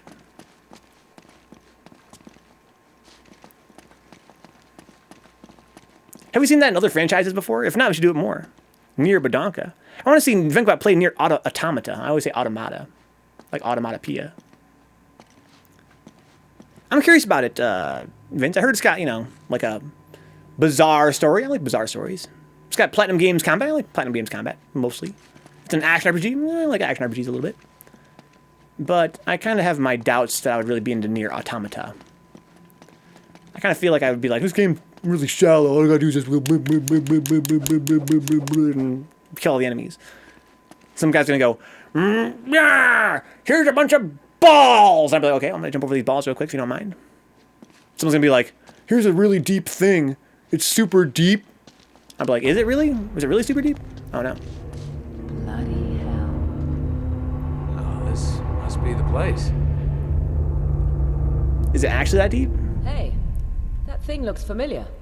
Here's a bunch of it looks like endings the you can get. permadeath. Well, is it actually meaningful to unlock them, or is it just sort of repeating the game over and over again These and lights doing must like one thing activate different? somehow. I should be listening. It's talking about the light activating stuff. But that's why I want you to play it. I hate that game since Vince. Yeah, I don't know. I feel like, I think my brother played it and liked it. I've heard, I have friends that love it and friends that hate it. I can't guarantee that I'd be able to hate on it, but I have a suspicion that I would. Nier, core values, exactly. Not gonna lie, Automata is my game of the generation, says Connor. He's a big fan of it. The dramatic art change between games really makes Persona fans highly devoted to their game a lot of the time, huh? And if Jim didn't like the gameplay of it, it was a miss. Watch the gameplay first for a bit, then decide whether or not to buy it. Nier Automata? I've seen some gameplay of it, and I remember, again, you know, it looks like some stupid Platinum Games combat. I loved Bayonetta 1, dude. I loved it. And then I just kind of felt let down by Bayonetta 2. They made a lot of trash games in between. A lot of really trashy button mashers. I kind of feel like I kind of lost my faith in them as a developer. Not that they can't make a game that Automata wouldn't blow me away with its great combat, but I kind of have my doubts. That's pretty much how it goes, Venka, says N-Cruz, huh? Fight this guy, he's still throwing balls, and I better jump over these balls. Nier grew on me since Revenge, huh? Grew on over time. I found it was boring, Venka, so you might like it. It could be, J-Mom. Everybody has their own taste, of course. Color palette's very simplistic, but the game has a lot of charm and plays well. Yeah, I don't know a lot about Automata. All I know is that what I've seen, which is mostly combat sections. So we got mirrors here, classic. Sold my soul to Atlas with the devil at the crossroads, and I've been compelled to follow them ever since. I love them all, but Persona 2 is, IS and EP are my favorites. God knows I love those games. The combat's like shallow Bayonetta, so, yeah, probably wouldn't appeal to me that much. You can always make your own depth, right? We could play the game 10 times and create our own depth, right? We could try to beat it with only one type of button, or try to beat it without dodging, or try to beat it in a certain time. Those mirrors seem important. There are those that probably tell you it's hella deep, because they found some way to make it deep for themselves. We got mirrors, okay, well, can I move this around, or probably this button? Oh, okay, move up and down. Well, that's kind of creepy. Here, give him num-nums. Yum, yum, yum, yum, yum, yum, yum. Oh my god! You just have to bounce the light around the room. Num-nums. Yum, yum, yum, yum, yum, yum, yum, yum, yum. Well, there's lots of things to reflect off of, looks like. Maybe not. Only one thing, really. Clock simulator, feathery ears, third strike. Pretty clear pattern here, huh? Yeah, don't forget Hassie bounce. I can't be the only person who finds Venka's gameplay preferences impossible to get a lock on. I like a lot of games. And I hate a lot of games. And I hate some games that I love, and I love some games that I hate. Alright, well, that's cool. I want to reflect the light, though, right? I want to get it back to this side. These mirrors don't do no good until I get some light on them. I want the light to come back. But this thing only goes up and down. It doesn't go left and right. Where am I going to reflect light from? Can I go down here? I can. Do I want to? I have to kill somebody down here? So it kind of looks like. If not for the music, it'd be mediocre, says N-Cruise. What are we talking about? Which game? Nier was a strange ride. I got sucked in, says Eddie, huh? Overall. Claire de Lune plays in the Velvet Room. Hassie bounce. The Gowd. Big empty room. Maybe I'll find some treasures. Looking for sparkles. You know who's the ultimate treasure hunter? Fucking Ariel from Little Mermaid. Yeah, Connor is shitting his pants over this new fucking SMT game, N-Cruise. He won't stop talking about it. He's like, Vencabot, listen. I'm like, before you even start, dude. Is it SMT? He was like, yes. I was like, okay. Tell me more. So Connor's devoted to Church of Anne. Of course you would be, dude. Because she's the American. You're an Americanophile. She's like isn't she like mixed? I think she's not actually American. She's like mixed, I think, American and Japanese. I think she's born in Japan. If you go shirtless and lean over a rock, you could be Ariel, huh? For my Halloween cosplay. Not really a waifu guy. Probably why I don't gravitate towards Persona, huh? Are they waifu games? I guess they kind of are, right? You have to like date people and stuff.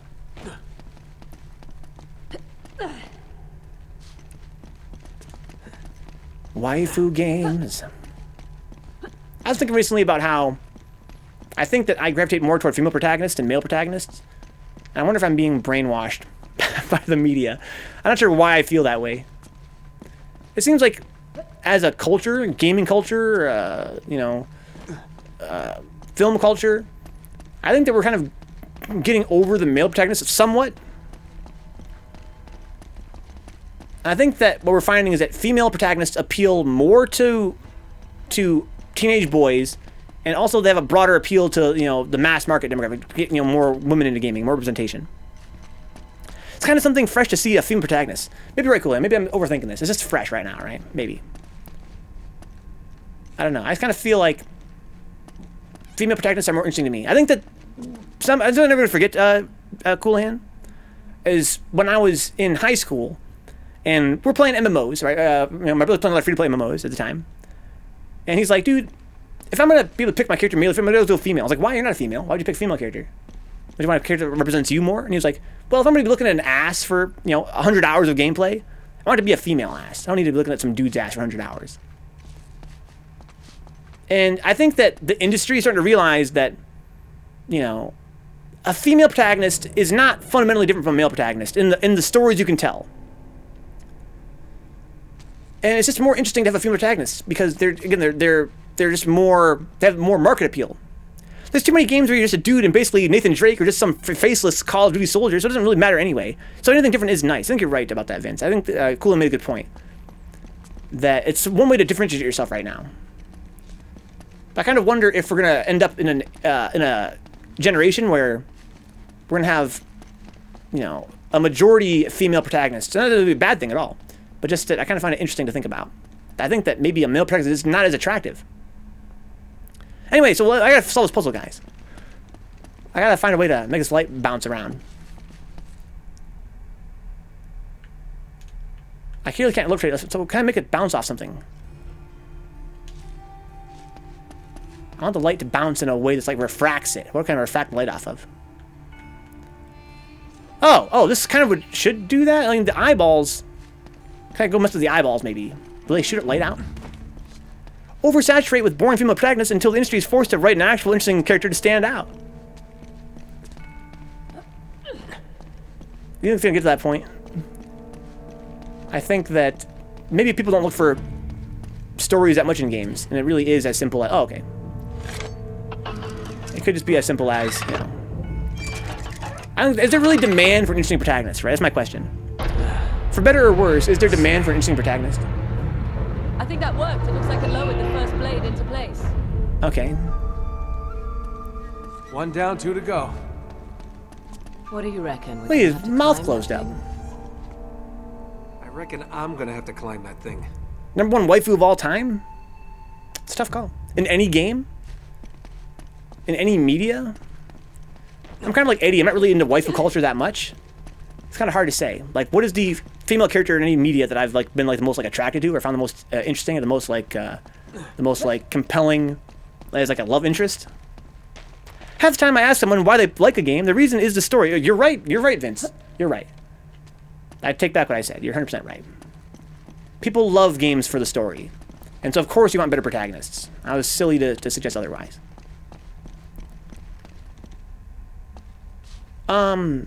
Okay. Well, if I move this now, can I make the light refract if I move this now? You're right. Game stories are mad important.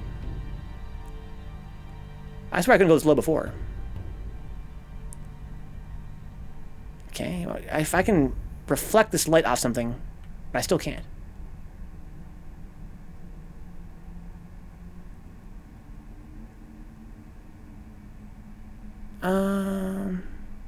This is a weird little puzzle in the sense that it seems kind of obvious at first. Because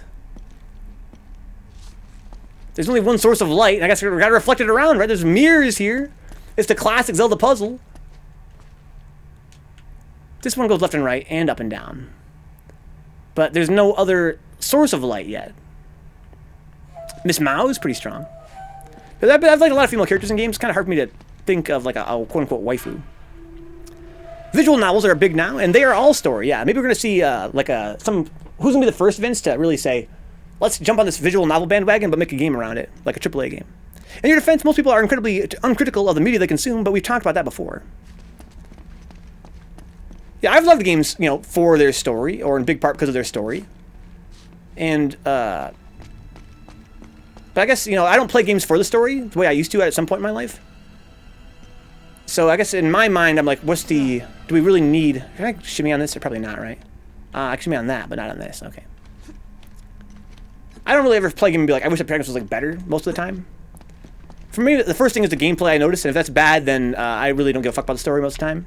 If it's good, I might notice that the protagonist is like, if I play a game as like a good protagonist, I'm like, oh, there's a great protagonist here. I kind of enjoy this character. But if it's not great, I don't really notice. Yeah, my tongue's getting all locked up. She points out treasure. Yes, the treasure's in the secret. You're right, dude. She's pretty godlike. Is Ryuji as inaccurate in 5 Royal as he is in the vanilla version of Persona 5? The way that shithead misses constantly drove me insane. I mean, literally inaccurate. There's just always that annoying male character in those games, huh? I just don't click with them, huh? Dark Souls story isn't subtle at all, says N Cruz. Who says Dark Souls story? Subtle stories can be very effective, too. Doom, Dark Souls, etc. Well, Dark Souls, I've always argued, doesn't really have a story. I don't think it's really the same to say your game has a story when you have, like, lore that accompanies it. I think that, as someone who's, like, a fan of the Dark Souls lore, it's great lore. I'm glad it's there. But I wouldn't say that it has, like, necessarily, like, a subtle story, per se. I mean, I think maybe, subtle and, like, not there are kind of, like, different things, or, like, barely there. How do I get this light reflect around here, guys? We guys have any ideas? I wish I had drugs, says J-Bomb. Since he lacks the money, he needs video games to pump endorphins into his veins. Maybe. They're just like cheaper drugs. Saiten Teisei is probably one of my favorite Persona since Apollo from Persona 2. I'm a huge fan of the legendary Wukong legend of the Monkey King. I didn't know that about you. Dark Souls is deep for sure, but it doesn't expose that story like most other games. You learn as you go, bit by bit. Yeah, but you also don't have to learn it all, bit by bit. In fact, it doesn't really factor in the game at all, right?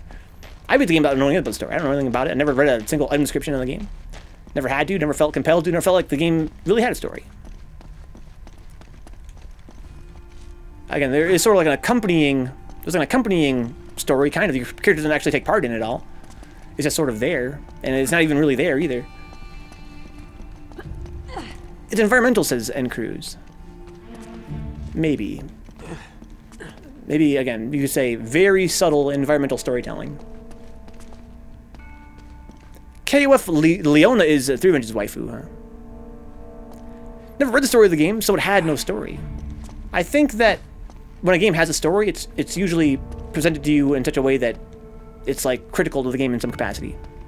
Even if it's just in your path, and whether it be a cutscene in your path or you know, an audio log, something like that, something that's actually, you know, like a part of the game outside of just a text dialogue on an item or something. That's like holding down the skip button in a visual novel and being like, well, it had good art, but there was no story. Yeah, but Dark Souls is a game about, you guys agree, it's about killing monsters, right? It's a game about killing monsters. You get sword, you go fight bosses. You'll kill enemies, you try to avoid getting crushed by a boulder. And it's not the same as skipping. In a visual novel, it's about story, right? In a visual novel, the story is, you know, again, only avoidable if you intentionally skip. But I think the intended experience in Dark Souls is to, you know, to fight monsters and kill monsters.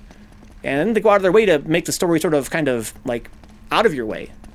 It's so out of the way, in fact, again, that it's sort of, I wouldn't call it a part of the game's core design at all. The story's insane because it is. It's very interesting in that aspect. I love the story in Dark Souls. I love it. But I wouldn't say that it's like crucial to the game at all.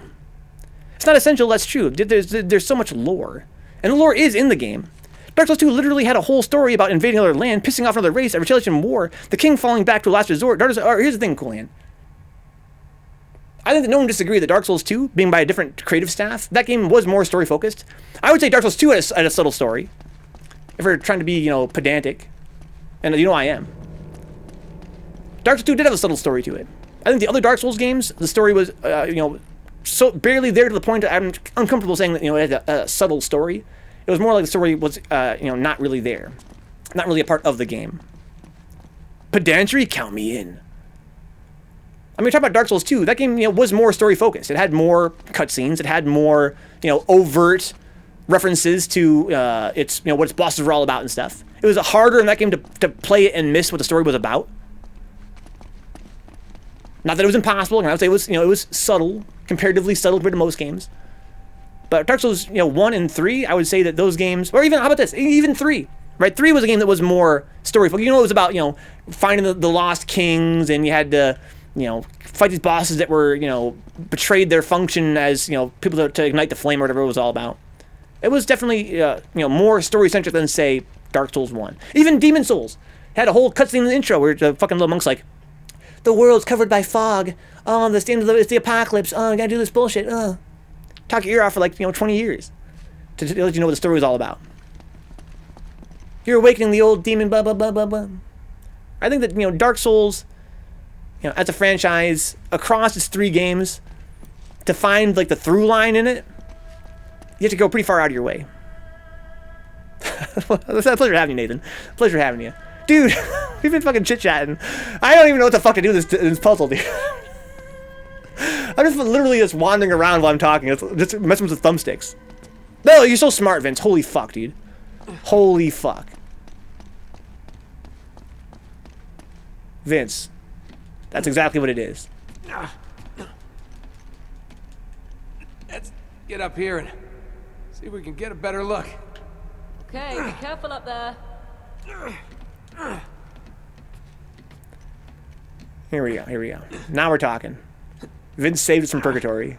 I didn't even care. I wasn't even, like, frustrated. I was just having fun talking. But it strikes me that I have no clue what to do.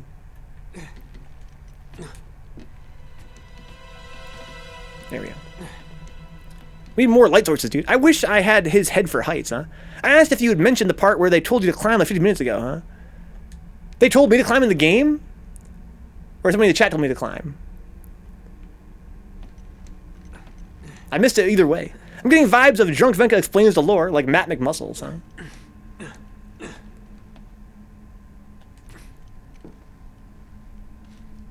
Oh, fuck! It's kind of weird how sometimes he, like, doesn't fall off ledges, other times he does fall off ledges. I'm gonna climb this, okay. Look at the subs then, Cruz. All the gift subs. You know, Nacho got one, Bashful got one, Hawaiian Furt, oh my god. Hawaiian Furt, I haven't seen him hardly since Dark Souls 3, dude. Hey, He was here in the chat a few weeks ago. For the first time in, like, years. It was a pleasure. So now what? I'm gonna climb some more? I'm gonna turn this crank? Triangle button? X button? I'm gonna climb over here and do something? This seemed like Oh, such a good idea. I can jump to that if I wanted to. Jump to that lamp? Want me to jump over here? Ignite his eyeball? The gunshot? Oh fuck, I couldn't like use the right stick for some reason. I think it's like a bug. Yeah, no right stick, because the camera's fixed. So I can't aim my gun. Thank you for the gift subs, dude. Walk the plank, huh? Yeah, Bashful is godlike. Apples, anybody who want to play for an hour or so on Fightcade? Who's on to fight Apples on Fight? She's in LA area. She's in SoCal. I don't live in LA, Vencabot. Shut up. You don't know me. I mean, I could jump blindly. That's what the game likes, right? Blind jumps. I can grab his eyelid. Do you want me to do that game? Let's fucking grab his eyelid. There you go. Yeah, that's a problem I had with this game in the last game. Less so in this game than the last game. This game seems to have less situations where it's just like, just jump blindly and hope for the best.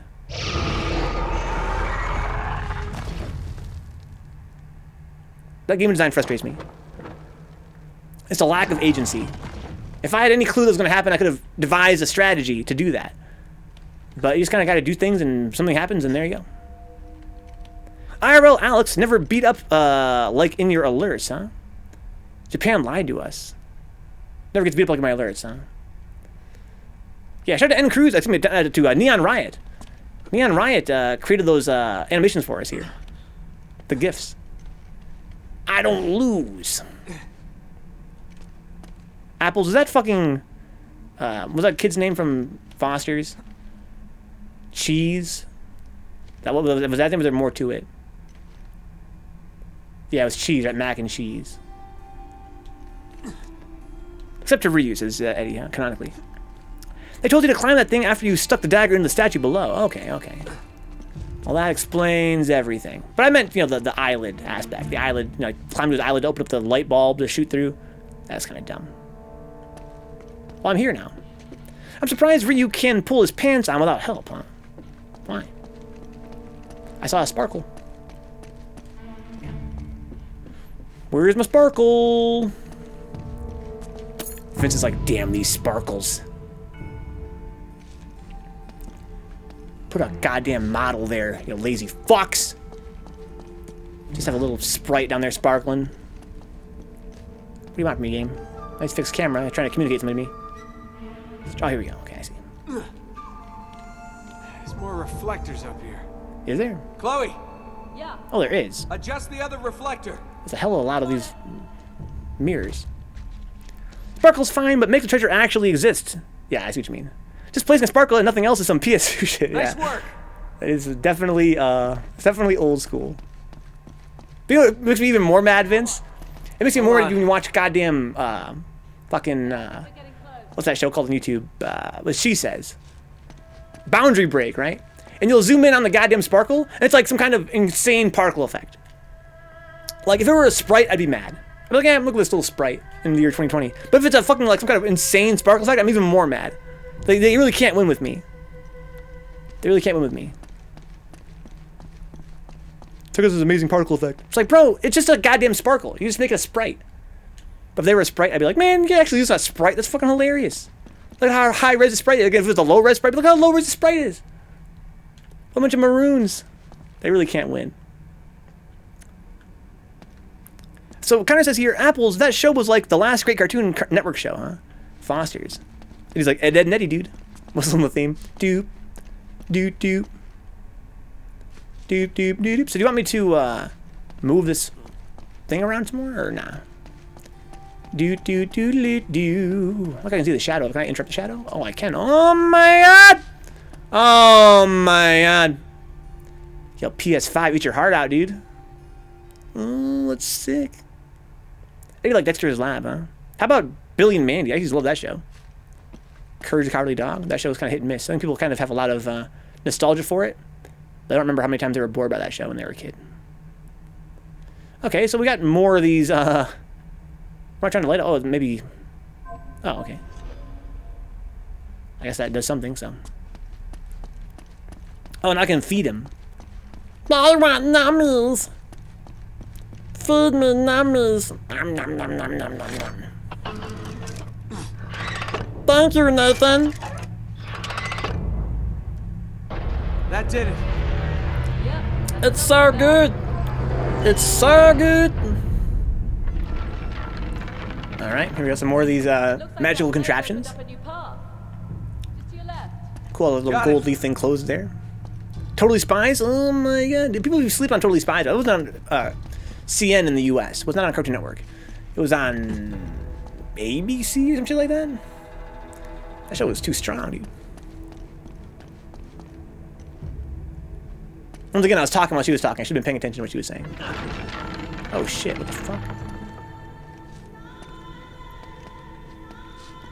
I don't know what I'm doing.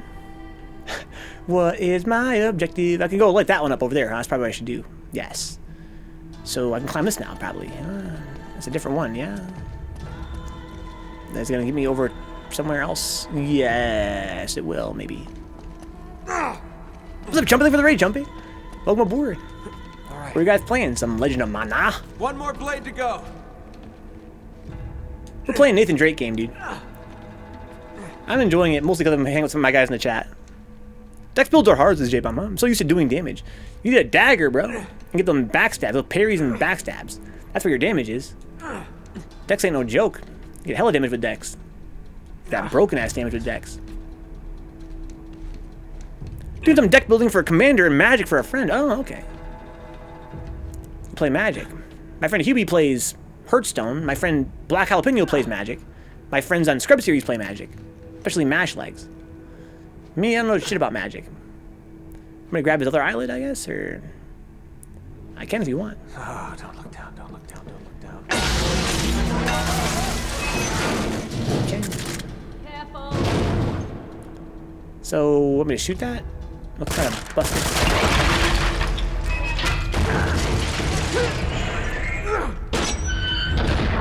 Well, now it's repositioned. How's that gonna work for us?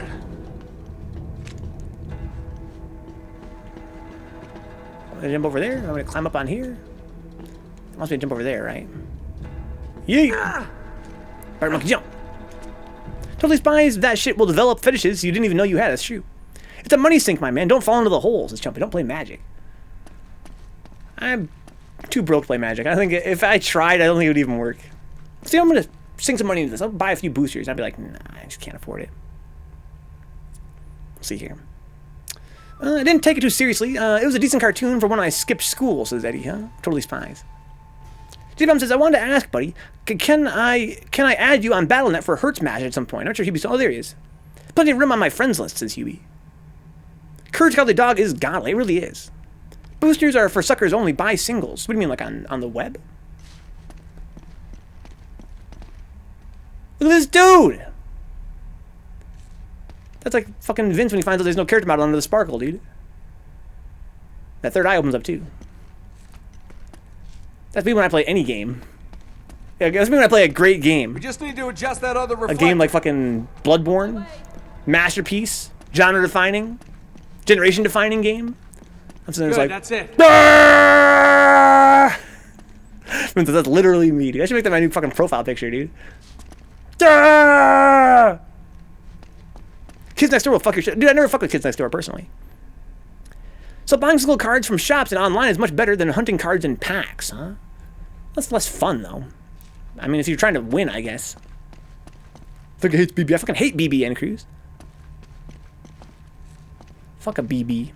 So, can I feed this guy num-nums? Or I need to shine a light in his head first, right? But how? Oh, there's a light over there now. Ah, I see, okay. Arena's a painful grind, says Chumpe, huh? Yeah, that's what Hubie plays as Arena. Cause, dude, I love BB. I'm the BB, gotta love me. I did it. Feed me num-nums. The wall face is hungry.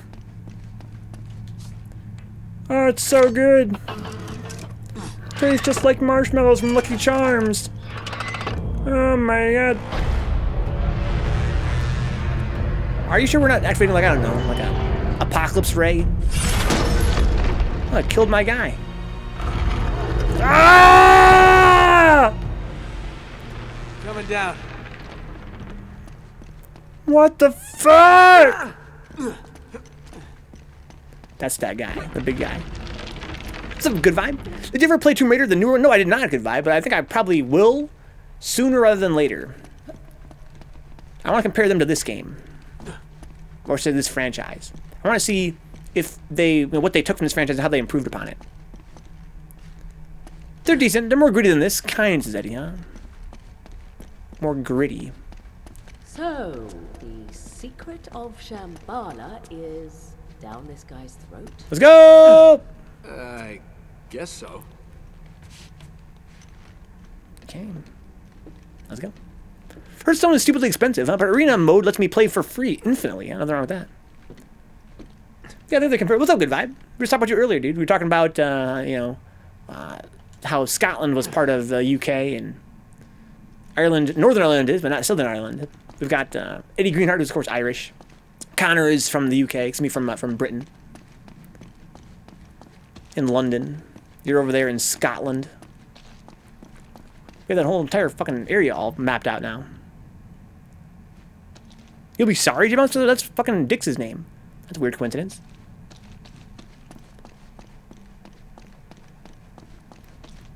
I saw a shiny. Let's see if we can find the find my character model on there. Maybe it's really small, so a closer look for Vince. Dude, it's one of those. I was talking about it. It's a fucking particle effect, isn't it? It's not even a fucking sprite.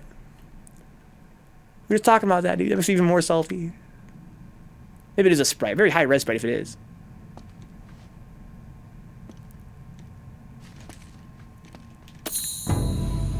Waiting for the Welsh guy so we can start a joke, Eddie, huh? Find a Welsh guy.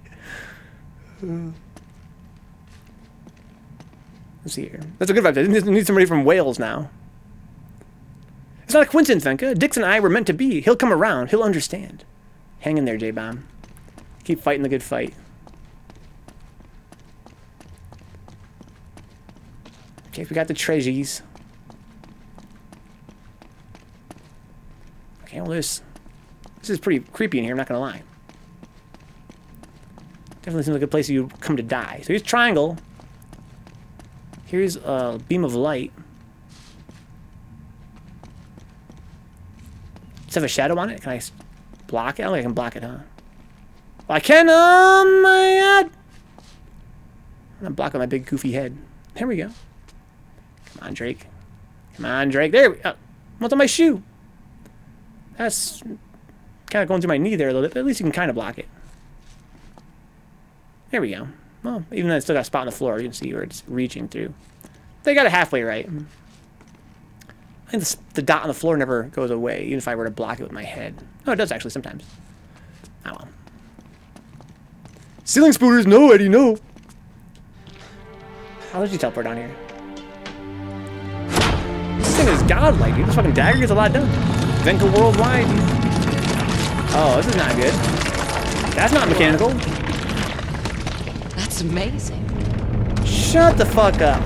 Guys, who among you would say, that's amazing? Look, Who would I know go, where that is. and run away? That'd be me. I'm gonna be like, wow. It's right here.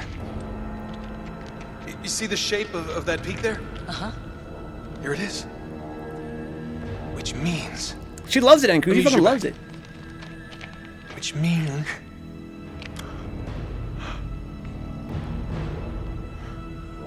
the entrance to Shambhala must be right here. Kind of a cool idea, though. So, we did it. We did it. Yes, No. Gotta escape now. we did it. Whatever happened to fucking Elena? Oh, crap. That kills the mood.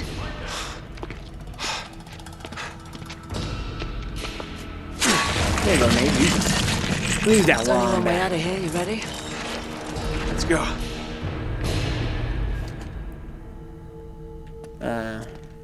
Just put me toward the wall here? That was weird. Is there a reason why they put me toward this wall? Want me to interact with this? Oh, okay. You guys gonna actually bang in the death cave? Well, I mean, if they make it fast enough, sure. How do you want to get over there? I'm gonna shimmy around, maybe? Let's do that. There you go. I think right, Jim. I don't want it to be too realistic, yeah. I would find it very amusing, though. They're just like, whoa, whoa, no, what the fuck? Well, what's happening? Nate, what's happening? How many are there? I can't turn the camera, unfortunately. I just want to sneak past them all.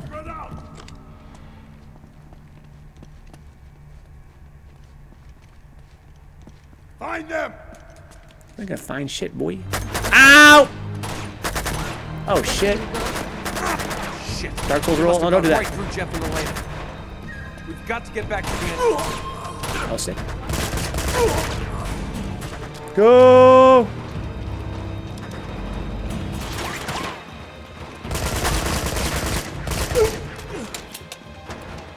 There he is! Go, Chloe, go!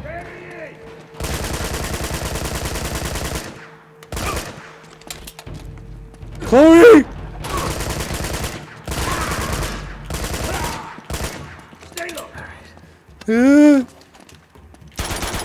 Get right back there, Chloe! We gotta hurry. Not sure why we're hurrying, but I'm hurrying because I don't want to get shot.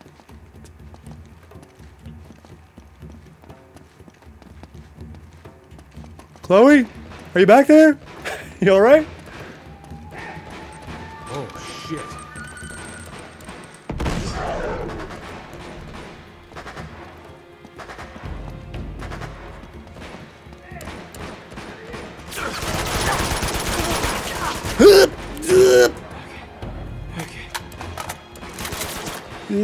Oh, fuck!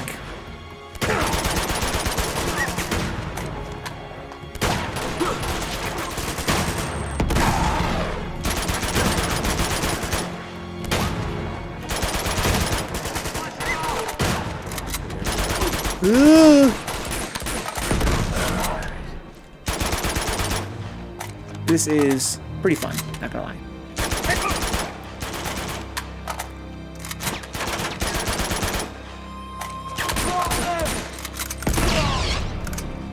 Give my AK back. Okay. Ammo, please. Ammo, please. Read the chat here for a second, guys. Mom. Maybe the trick doesn't last more than 10 seconds as J-Bomb, huh? Let's be real, he's bad in bed. Elena is the third wheel now, huh? Elena, yeah. Goes like, you wouldn't bang in the death chamber? I would not. Too many ancient diseases, huh? Well, you can just leave your pants on and put your dick through the little hole. Like Dave Chappelle. Why do you think Chloe boinks a lot of the elderly, says J-Bomb. Money? Free, says Eddie. It's still crazy how good this game looks. I think this game is remastered significantly for PS4 release. I have to assume, N-Cruise. It looks godlike. Positive so far. What kind of things would you say changed? Mostly subtle things. I'd like to talk more about it. We'll do that in a second once I get done with this part here. We'll do a whole breakdown of what I think is better about this game. We'll play some Zelda. Took a grenade and it kept coming. We had the fucking body armor, bro. It's a fucking bomb squad. What's up, Katie? Welcome aboard. The Rodeo. Oh, shit.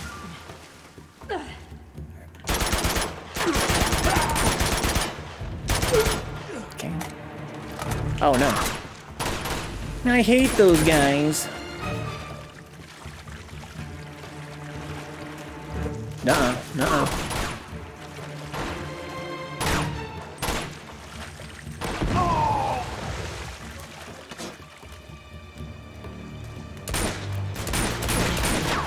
Come on, Chloe, let's do it.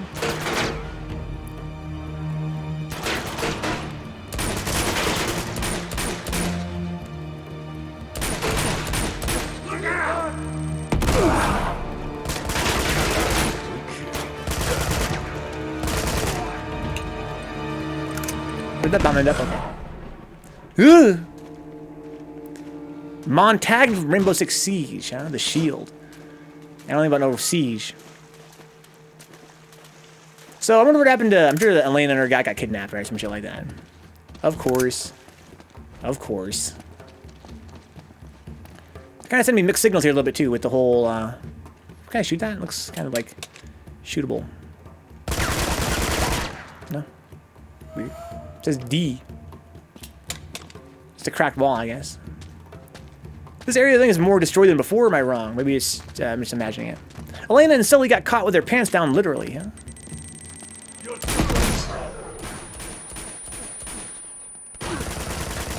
I hit him in the head. Maybe not. Hello?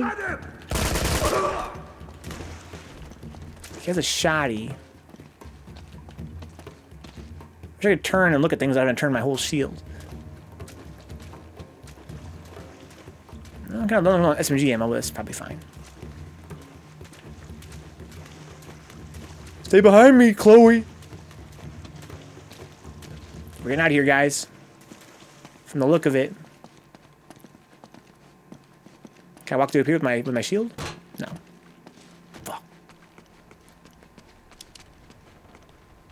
I see him. Oh no.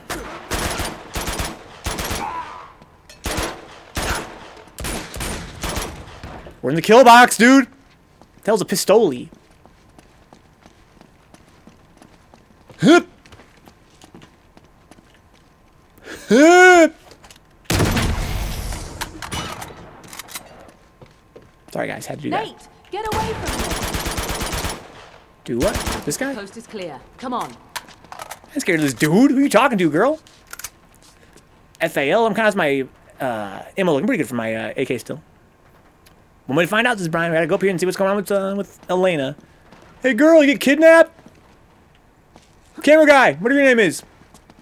You get kidnapped? You all right? Yeah, we got kidnapped, Nate. Obviously. Oh, the pistoli, huh? Yeah, I should grab the pistoli there. I was kind of in a hurry because I didn't want to get shot by anybody. Let's grab it up. It's got 2 shots. Oh, I got a handheld shotgun, huh? It's like a sawed-off, says Eddie. There's out here fighting already. Where are they? Where do you think, Nate?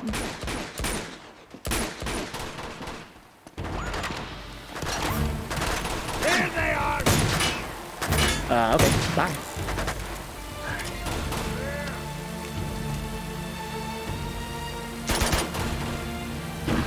Storming out here now? I hope this guy can't shoot me. Grenade!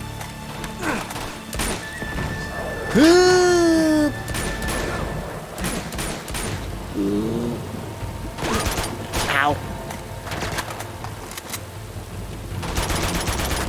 Fuck. Create a more accurate gun. He's dead finally. Flash him out! Clear out! Spray and pray there a little bit. Oh, that's too bad. Get him down! Should kill that guy with a goddamn pistol. Sniping McGee, sniping Sam. So in the last game you couldn't strafe while you were behind cover, now you can. It's kind of nice. That's a really important little detail that was kind of flipped on this in the last one. Look at all these goddamn dudes. Ow. I'm gonna go out there in a minute. I'm getting kind of low on guns.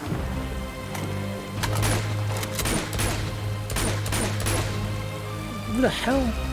Oh, it's Elena right there.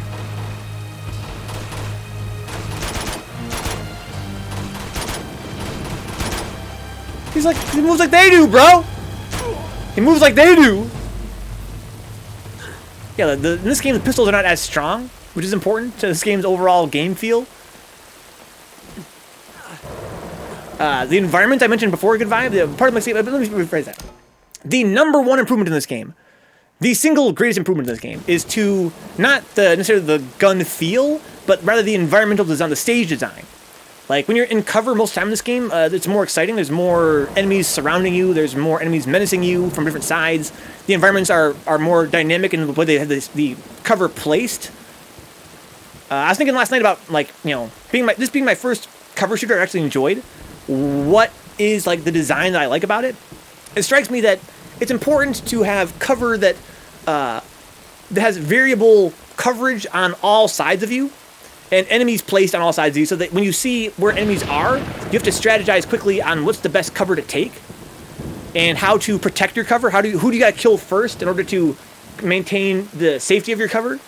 And the last game it was always they're over there, you're over here, and between you and them there is a bunch of rows of cover. And I found that it was very easy to just sit behind the very farthest back cover and just shoot them. This game, it's more like there's enemies like all around you a lot of the time, and you have to sort of, move your cover as they're moving. You have to keep in mind again what cover is maybe even better on more than one side. It might have like an angle to it or something like that. And in general, it's just there's more like tiers. There's more like I can get high up and shoot down over their cover. And in general, it's just way more exciting in that respect. I find the gunfights to be much more like involved and dangerous and rewarding. Rewarding insofar as like your actual, your strategizing, your actual gameplay, your actual move. It actually moves. So this fight was a pretty poor example. I stayed up here the whole time. That was more like an Uncharted 1 fight. Just kind of hide here and just kind of shoot for a while until they're all dead. But so far, in general, the gunfights have been way more exciting because they actually involve more movement. A little graphical bug there. Hoping to be like a sparkle. Let's get to the next chapter, guys, and call it a day for Uncharted and play some more Uncharted next week and play some Zelda tonight. That's the single biggest improvement is the gunplay. Likewise, I think that the platforming had some minor improvements. The story, I think this game is a little bit better than the last game. I think it's, its tone is more, it speaks to me more personally. The last game was very, very, very goofy, and they were going really hard on the corny, the corny action serial thing. This game is, it's no less cliche, but it is a little bit more grown up, not by much, but enough that I find it, more tolerable. Overall, things that I couldn't find tolerable in the last game, I find more tolerable in this game. It's sort of like I mentioned last time about thresholds. This game sort of crossed a threshold for me, where it's not much better in any individual way, except for the gunplay, especially the level design in that respect. But it is a little bit better in enough ways that what was once intolerable is now actually enjoyable. Could run back inside and pick up some more FAL. Maybe good idea, Brian. Judging this game for cliches, like judging a ham sandwich for the pork flavor, huh? It tastes too much like pork.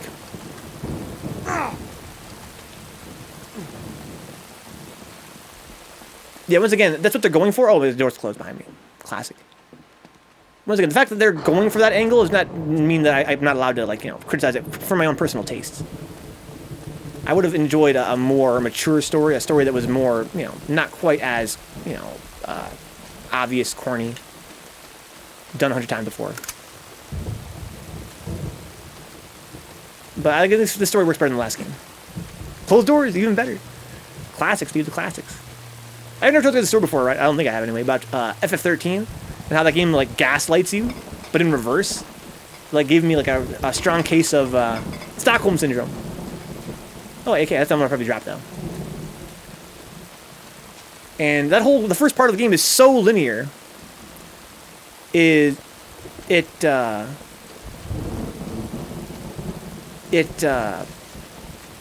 closes, every time you go through any door, it closes that door behind you, always. And I remember the game being well, this game's kind of getting kind of fun. They're actually kind of giving me some new mechanics to play with, and the characters, the new ones are kind of fun to use, and I have some new abilities now, and it's kind of getting kind of fun now, kind of weird. And then at the 10-hour mark, Brian, I walked through a door, and it did not close behind me, and I was like, what? I've been listening for 10 hours. Every time I went through a door, any door, it closed behind me. And I was like, that door's still open? So I opened it again, I looked through, and I was like, okay. The enemies respawned back there? They respawned the enemies? What? I could grind here? I could go back to where I'd come from? What the fuck? And then, of course, as the game goes on, it's notorious for getting more open in the second half of the game. But I'm never going to forget that feeling, dude. Whenever I think about a door closing behind me now, I'm thinking about that moment in FF13 where the door didn't close. And I was like, what? Why? And there's nothing back there. I went back there, and there's nothing back there. There's no, new treasure, no new secret stuff. Just the door didn't close. Yeah, right, bro? Keep moving. He's hit. The red shirt, bro. I'm okay. Let me see. Oh. He's gonna make it, right, guys? All right, you're the guy gonna whose be name we fine. don't know. All right? Think you can stand? I think so. All right, come on. Come on, bud. No, leave that. It's busted anyway. Here we go. Up. Let's go, man. You're gonna make it, dude. He's fine. Aren't you, Chief? All right, get the door open. He's never gonna make it. We have to leave him. What? No! Get the door open, Chloe. Gonna get us all killed. He'll be fine, dude. Oh, new chapter. Good time for Scott. Come on, go, Nate.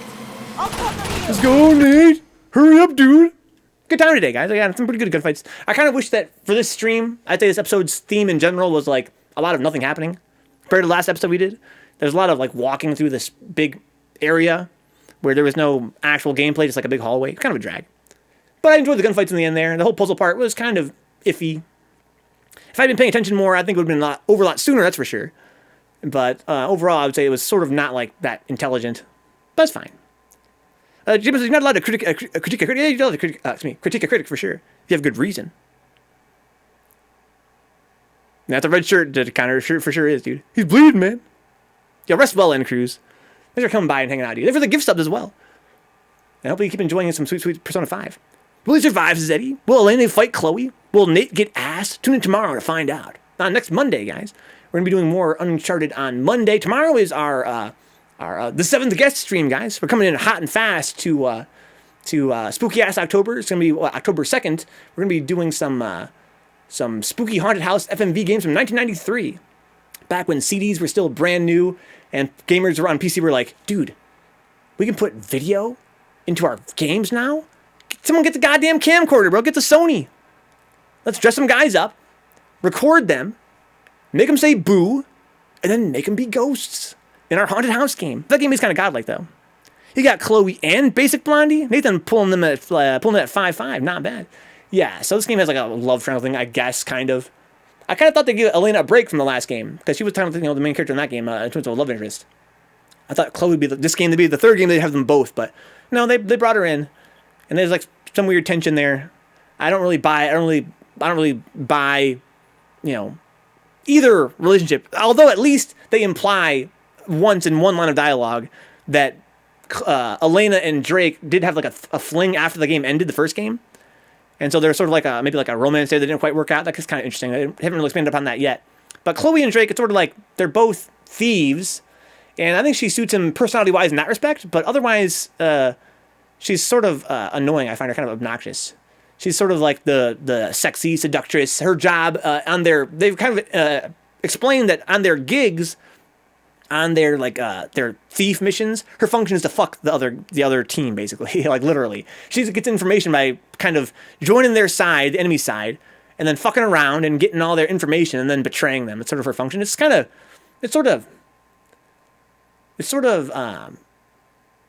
obvious. It's sort of kind of a dumb idea for a character for me personally.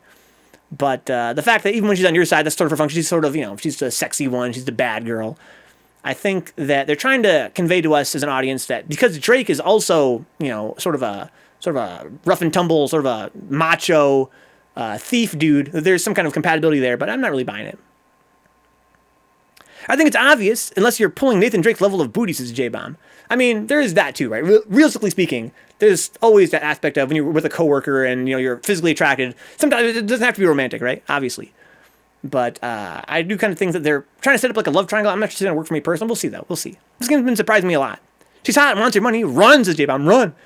I mean, is she going to betray us? It seems that'd be the obvious thing for her to do, right? But maybe they'll surprise us that way. Like, maybe she won't necessarily have to betray us, or she'll betray us, and then J-Bomb's like, yes. Kate's like, yes. Dude, come on. She might not. That'd be fun if she didn't. Right? People have told me in the chat that she's their favorite character in the franchise, so I assume then that this is not gonna be her last game she's in. She's probably gonna maybe betray us and maybe think twice about it and save us in the end or something like that. But she's a woman, says Katie. That's what they do. Oh my god, Connor, don't encourage this dude. Don't encourage fucking Katie Alpha. Man, I better fucking put my break screen before you guys get me banned from Twitch with your goddamn misogyny.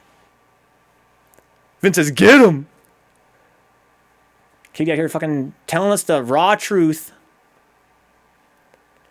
I'm gonna let the game run, and if I get killed, I'm certainly will. Let's see if I can hide somewhere. And I wanna have some music while I'm on my break. Hey, in here. I'm gonna die here anyway, guys. Thanks for hanging out, guys. Time for some sweet Bjork indeed, Eddie. We're doing some Majora's Mask next, guys. Legend of Zelda Majora's Mask. Fuck! From the year 2000, I believe. Oh, shit. Pretty cool game. I'm thinking a lot about it, compared to this game especially. I had the right of way. Things I like and dislike about Majora's Mask. Before I actually transition here, I want to thank those mixed channel possibles. You guys know me. You guys know I work on this game all the time. I stream 5 nights a week when I'm actually off the stream. Like when I'm offline, I'm usually working on the stream, either on YouTube or Patreon stuff. For set up events like tomorrow's sweet Spookcast October the 7th guest event. Pizza, not pizza, but Anime Club this Sunday, guys. Anime Club, come by on Sunday to our Discord server and watch some Bakemonogatari, aka Bakemonogatari, if you want to pronounce it more correctly. I always say Bakemonogatari, that's just how I grew up.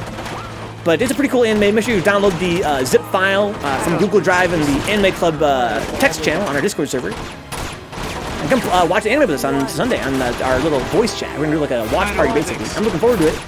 Starting at 9:30 p.m. Eastern Time. Thank you to those to make this channel possible for the rest of us here, including me, especially me, for whom this channel is something I take a lot of pride in and I love profoundly. It's given me a lot of positivity and introduced me to a lot of cool people. Thank you to John Hernandez, Katie Alpha, Lawnmower Face, Mark, Sin Theory, and Salty Face. Thank you to Ash, Google Mazera, Audrey Apple, Dick Sucker, Grey Gamer UK, QB, Michael Hinkle, Phoenix P, and Wade Local. Thank you to Brendan Williams, Foul Miller, GK Live, Good Vibe City, Do Not Non, Coolahan, Kyle Glass, Leon Madison, Mum Blues, Ricardo Garcia, Souptastic, Tony Bosher, and Toxic Man. Thank you to Benjamin J. Harkins, Karina D. Scott, Donka, Dapper Dons, Edward Kenneth Perez, Herb Durkin, I'm Joey Cruz, Kaiju, and Ken Smith. Those are all patrons, guys, at patreon.com/Vencabot. Those guys are helping out every month in terms of helping the channel's costs. Without them, there'd be no channel here, guys. I couldn't possibly afford to do this as much as I do. Thank you to the Twitch subs as well, even though Twitch takes half of every single sub, believe it or not, which means your dollar goes further on Patreon because you want to help out the channel and not help out Amazon so much. Patreon is the ticket. So you guys want to help out Twitch and make sure they keep their servers online and keep it running for future generations. Twitch subs are the way to go. Thank you to Zanzu, Big Nasty, Ebop the Chill, and Cruise, and Tree Tracer. Thank you to 423 Locked, Adrift Cheese, All Night and Dave, Architect 32 with me 82, A Stuffy Muffin, Audrey Apples, Balls Deep, Bashful, Bin Mighty, Blue Abs, Bones, Bot, Vencabot, Brother Near FGC, Carol Baskin, Cavias, Change, What the Fuck? Chumpit, Chulak, CPU 3S, Crimson Wolf 777, Danny Dante Gameplay, Donka, Dapper Dons, Decoy Bandit, Diaper to Gow, Dick Zucker, Doc, 3292, D Scott, KC2CA, Eddie Greenheart X Plus, First Opus FPA, Brian X FPA, Eddie, Gaming Zone AZ, Garbage Jungle Style, Ghost Gallery, Glassjaw, 1984, Grey Gamer UK, Herb Durkin, Hugo Something 9, QB, Il Murray, It's Laronico, J-Bomb 1901, J Motive 9, Kaiju is Dead, Kaisar, Katie Alpha, Kevin 8951, Kyosuke, KG the Legend, KO Fiend, Lawnmower Face, Lico 4, Majin Zycor, Matt Choke, Mince Icon, Moist Dovahkiin, Mossman FGC, Mr. Hawaiian Fur, Mutant Experience, Nacho Ugg, Neon Riot 4, Nickus Jones, Nice Templar, Nwire 718, Omega Urian, Overload Speed, Fody 3S, Praetor 51, Raging Mage Sage, Real Yigan, Remy 0857, Rescue Ryan, Rydan, aka Phantom, Roadkill 3S, Shogun Shady 85, Sin Theory, Slime Beharit, Sneak 8288, Soul Avenger 02, Spider Monkey, Spife, Sunny DFW, Task Force, Faust, the Tonebox, Revenge, Tommy 2-Step TX, Turtle Truth 101, Tactic Vamp, Beautiful Sketchpad, VSAV Doom, Yoga Brain 3S, Yellow McSwaggerelli, and Z Spectre Z. Thank you guys so much.